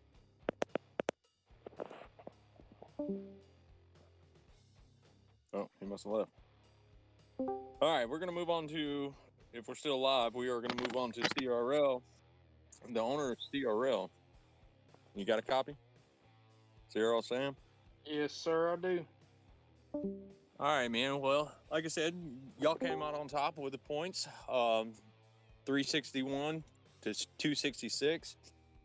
congratulations on that. Kind of walk through us and tell us what your strategies were. How did you get your team to work so well together, stay in line, and fight through what penalties that y'all did get during the race? Talk us through a little bit of that. I mean, yeah, strategy was just stay together, keep everything all clean, as clean as we could with these servers. As everybody knows, there's a bunch of server issue on super speedways, but keep everything together. Try to bring teammates with each other, high line, low line, wherever you can to get everybody all on the line. Working together, and then with that penalty, we were discussing it before the restart, was just stay in line, and then he just got lost on where the line was, and then he committed it, so he didn't have no problem serving it. Well, we definitely appreciate y'all taking those penalties, and IVRL took their penalties with no problems. We definitely appreciate that. And one thing I forgot to ask Randy, 1 second, if Randy's still with us. Randy, real quick, for the people at home, I know I run with y'all at the IVRL, but, just real quick, tell them how they can contact you if they're interested in joining. I don't know if he's still in here. I don't see him here now. Okay. But all right, we'll continue with yours. Actually, I can answer that question. You can find Yeah, the go ahead. IVRL on Facebook. Just look up IVRL or International Virtual Racing League, and you should be able to find us. Go ahead and talk to Randy personally, Randy Hinshaw. You can go ahead and message him about getting started. Awesome, I appreciate that. Sorry, I forgot about that question. It's been a long night. Oh, you're good, man. You're good. All right, we'll move back over to CRL. Sammy, same thing goes for you. I mean, like I said, it looks like both teams have definitely good teamwork. And tell the folks at home how they can reach out to you if they're interested in joining your league. Like I said, it seems like y'all got everything put together pretty good. Y'all know all about teamwork. Tell those folks at home how they can reach out to you if they're interested in finding the league. Yeah, I mean, it's the same thing with IVRL. We have a Facebook page. It's Carolina Racing League for us. Just you can request to join. You can friend me or Dylan Picklesheimer on Facebook to get info. We have a Twitter page. It's the same thing. I think it's Carolina_Racing. And I mean, right now we're running sort of a recruitment season to bring people up to our Cup Series. We're recruiting for our second Cup Series coming up here towards the end of this year. And we're just working to get our name out there and get more racing done in the community, because with my roster here, we have 4 or 5 different community leagues come together and race, and then this has got us where we're at now. Well, you definitely have something working well for you because it brought you home a victory. And we appreciate y'all coming out, and we look forward to seeing y'all in that next round with track. So I hope y'all are prepared for that. Hope y'all run well there, and we look forward to see y'all in the next round.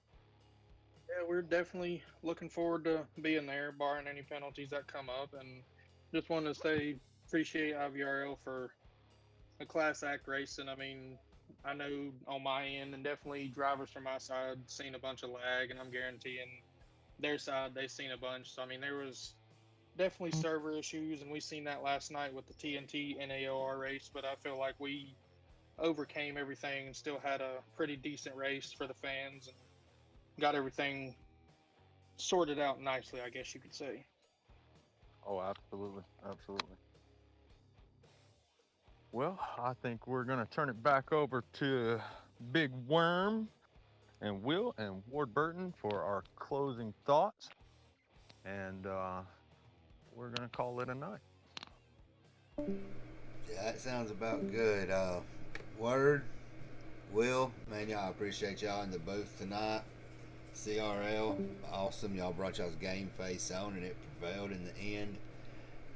But on behalf of myself, Wild Will, and Ward Burton, we will see y'all when will it be? Tuesday, September 15th as the last one of the round 11 with NEA and NNR going down Tuesday at Daytona at 9 Eastern. So make sure y'all are there. Will, Word, any final thoughts? If you can hear me, they said I Loud was and waking clear. up. Loud and clear. Okay, man. I just want to say thank y'all for the opportunity for tonight. I had a lot of fun with Word and yourself. And it's just IVRL has nothing to hold their heads down by. They put a hell of a fight up, man. And like I said, there's nothing to be ashamed of. Yeah, it was just a great racing by the CRL guys tonight. The Carolina Racing League brought it, and it was just too much for them to overcome. We spoke from it from day one, or from the early in the race. The early points in stage one were going to be the ones that could really propel them, and ultimately they did. So great job! Congratulations to Carolina Racing League. Congratulations to IVRL. I appreciate everything, and hopefully I'll be back in the booth with somebody soon. And to add on to that, if you're IVRL, don't hang your head. There's a lot to look forward to, and especially getting a chance to compete in the wild card race would, relive your hopes to face the American Ethanol Cup Series on the opposite side. But the big thing for them, focus on Michigan now, or focus on Auto Club, whatever the track may be. I'm pretty sure it's Michigan.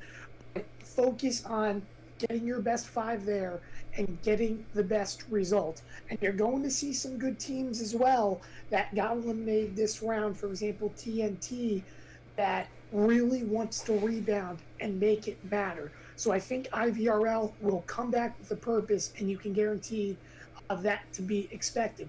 But for CRL, it just starts here. The way you look at the grid, you're going to have a couple more tough opponents. You didn't have the fortune of, for example, a SMB who didn't race in this round via the bye, and SXRL who lost today, of earning a bye and getting to face a wild card. So you're going to see another good team, rather if it's, I didn't quite see the bracket, but rather if it's East Park or NNR, for example.